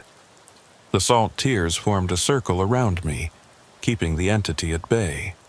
The bone fire created light in the absolute darkness. But I needed to reach the center, the anchor point where the dry dark was trying to fully manifest. As I moved deeper into the void, I saw them, the 118 people it had taken. They weren't dead, not exactly. They existed in a state of perfect desiccation, their consciousness trapped in bodies without moisture. They were aware, suffering, eternal prisoners. Among them, I recognized faces from the missing persons reports we'd been accumulating. Men, women, even children, all with that genetic marker that made them suitable for the entity's purpose. "I'm going to free you," I promised, though I wasn't sure how. At the center of the void was something like a heart, a pulsing absence that was drawing energy from our world, preparing to fully manifest. I had to destroy it, but touching it would mean instant desiccation. Then I remembered something Robert had said. The dry dark fears only one thing: the possibility of drowning in life itself. I took the lightning water and drank it, all of it. The effect was immediate and agonizing. In this void, where moisture couldn't exist, I had become a paradox, a being full of charged water in a place of absolute dryness. My body began to glow, then burn with internal light. The dry dark recoiled. Impossible. You will destroy yourself. Maybe, I said, walking toward the heart, but I'll take you with me. I embraced the heart of the void. The explosion of opposites, life and void, moisture and desiccation, existence and absence, created a shock wave that rippled through realities. The void began to collapse, the dry dark shrieking in frequencies that shattered thought itself. The 118 trapped souls were freed, their consciousness returning to whatever came after death. The mummies in our world collapsed into dust, and the dry dark was forced back into dormancy, sealed by the paradox of water in the void. But I was trapped in the collapse. I should have died. By all laws of physics and reality, I should have been annihilated in the collision between existence and void. But something else happened. I found myself in a place between places. Not the void where the dry dark lived, but not our reality either. It was like standing in a room with walls made of possibility, where I could see our world but couldn't quite touch it. Time moved differently here. I watched from this in-between space as the search teams looked for my body. I saw Jim Patterson leading military teams to seal the anomaly sites with concrete and electromagnetic barriers. I witnessed Robert Crow Feather performing cleansing rituals at each location where people had died. I tried to communicate, to let them know I was alive, in a sense, but I was like a ghost, present but unable to interact. Days passed, then weeks. They held a memorial service for me. Louise Harper gave a eulogy that would have made me cry if I still had tears. But I wasn't alone in this space. The 118 souls freed from the dry dark were here too, in transition. They couldn't move on to whatever afterlife awaited them. Their essence had been too damaged by their time in the void. We existed together in this liminal space, watching the world but unable to rejoin it. One of them, a young teacher named Maria Santos, who'd been among the first taken, figured out how to communicate through water. Water held memory, she discovered, and in our state, we could imprint thoughts onto it. A message in rain, words in steam, images in ice. I managed to send a message to Louise through her morning coffee. The steam formed words. Not dead, trapped between, working on return. Louise, brilliant woman that she was, understood immediately. She gathered Robert Crow Feather and Jim Patterson, and together they began researching how to bring us back. The solution came from an unexpected source, the dry dark itself. Though dormant, it had left traces in our reality, thin spots where the barrier between dimensions was weak. These spots could be used as doorways, but opening them risked waking the entity again. Robert proposed a different approach. Rather than opening a door, they would strengthen our connection to water itself. Since water existed in all states and places simultaneously, as vapor and air, as ice, as liquid, it could serve as a bridge. The ritual took place on Halloween night, October 31st. They gathered at Blue Springs, one of the clearest natural springs in Florida, where the water was so pure it was almost otherworldly. Louise, Robert, Jim, and dozens of volunteers formed a circle around the spring. They each contributed water from their own bodies, tears, saliva, even blood. This human water was mixed with the spring water, creating a connection between the living and those trapped between. I felt the pull immediately. The water was calling us home, offering us a path back to reality. But there was a catch. We couldn't return as we were. The experience had changed us fundamentally. One by one, the 118 souls made their choice. Some chose to merge with the water cycle itself, becoming part of the rain and rivers, guardian spirits of moisture. Others chose to pass on, using the bridge to reach the proper afterlife. I chose to return to physical form, but the cost was significant. I came back changed. I emerged from Blue Springs gasping, solid but different.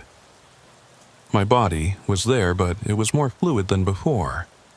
I could feel every drop of water within miles, sense the moisture in the air, the underground aquifers, the blood in the people's veins. "Dale!" Louise rushed to help me from the water. "My God, you're back!" But when she touched me, she gasped. My skin was cold, and beneath it, she could feel movement, like water flowing just under the surface. "I'm back," I said, my voice carrying the sound of distant streams. But I'm not the same. Over the following weeks, we discovered the extent of my transformation. I could survive without food, drawing sustenance from humidity in the air. I could sense the dry dark's presence, feeling when it stirred in its sleep. I had become a living monitor, a warning system against its return. 5 others had made the same choice I did, returning changed. We formed a new kind of task force, stationed at key points around the Panhandle, watching for signs of the dry dark's awakening. The military modified their flight paths, avoiding the sensitive areas. They developed new scanning technology that could detect void anomalies without triggering them. The incidents stopped, but the threat remained.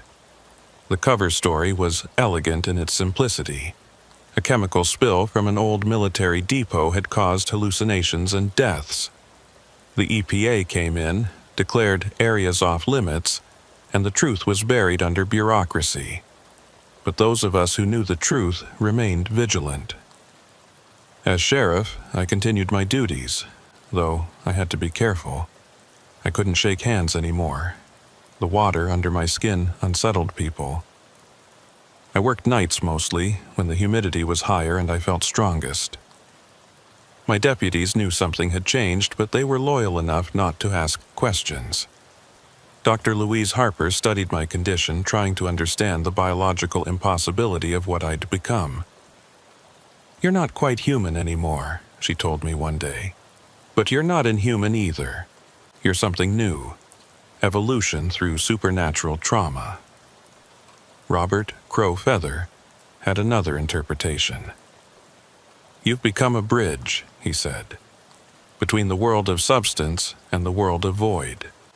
The Creek have legends of such beings, warriors who sacrifice their humanity to guard against ancient evils." The other returnees and I met monthly, comparing notes, sharing experiences. We could sense things others couldn't, weak points in reality, places where the dry dark probed for entry. We'd respond to these incidents, using our water-infused nature to reinforce the barriers. Years passed. I aged, but slowly, the water in my system preserving me in ways that defied medical explanation. I watched Crestview grow, watched the forest get developed, always fighting to keep certain areas protected, knowing what slept beneath. In '99, the dry dark stirred significantly. Y2K, it turned out, wasn't just about computers. The massive electromagnetic surge from millions of systems switching over simultaneously sent ripples through dimensional barriers worldwide. We spent New Year's Eve not celebrating, but standing guard at the weak points, holding the line against something that wanted nothing more than to turn our world into a lifeless husk. We held, but barely. In 2002, I retired as sheriff, passing the badge to someone younger, but keeping my real job, guardian against the void. The other returnees and I formed a private organization, funded quietly by government black budgets, dedicated to monitoring and containing the dry dark. But I knew it was a temporary solution. The entity was eternal, patient. Each year, human technology grew more powerful, sending out signals that eroded the ancient bindings. Each year, the weak points grew weaker. Robert Crow Feather, before he died in 2005, gave me a final warning. The binding will fail completely in the next generation. When it does, you and the others will be humanity's last line of defense. He was right. I can feel it now, in 2023, as I write this account. The dry dark stirs more frequently. The mummies have started appearing again, just a few, but enough to know the seal is weakening. The other returnees and I grow stronger, more water than human now, preparing for the battle we know is coming. The Panhandle forests still hold their secrets. Hikers still disappear occasionally, though we usually find them before the dry dark can complete its feeding. The military base still operates, but with safeguards now, frequencies that reinforce rather than erode the barriers. But barriers don't last forever. Nothing does. Sometimes, on humid nights when the Spanish moss hangs heavy and the fog rolls in from the Gulf, I stand at the edge of the Blackwater forest and feel it. The vast, hungry absence that waits just beyond our reality. It knows I'm here. It remembers me, the one who drank lightning water and survived the void. And it hates me for it. But hate is just another form of moisture. Another thing it can't truly understand. The dry dark knows only hunger, only the need to drain. It doesn't understand sacrifice, love, the bonds that make humans pour out their water in tears for others. That's our advantage. That's what will save us when the barriers finally fall. We who returned from between, we who are more water than flesh now, we stand ready. When the dry dark rises again, and it will, we'll be waiting. Not just the 6 of us who came back changed, but the hundreds who merged with the water cycle, the guardian spirits in every raindrop. The next battle won't be like the last. It won't be about sending the dry dark back to sleep. It will be about transformation, teaching an entity of pure void that existence isn't about consumption, but about connection. Or we'll fail and Earth will become another drained husk floating in space. Either way, I'll be there, standing between the void and the world, a being of water facing off against eternal thirst. My name is Dale Morrison. I was sheriff of Okaloosa County. I died and returned, and I'm still protecting and serving just in ways the living can't quite understand. The Panhandle darkness is real. It waits. It hungers. But so do we who guard against it, and we're not going anywhere.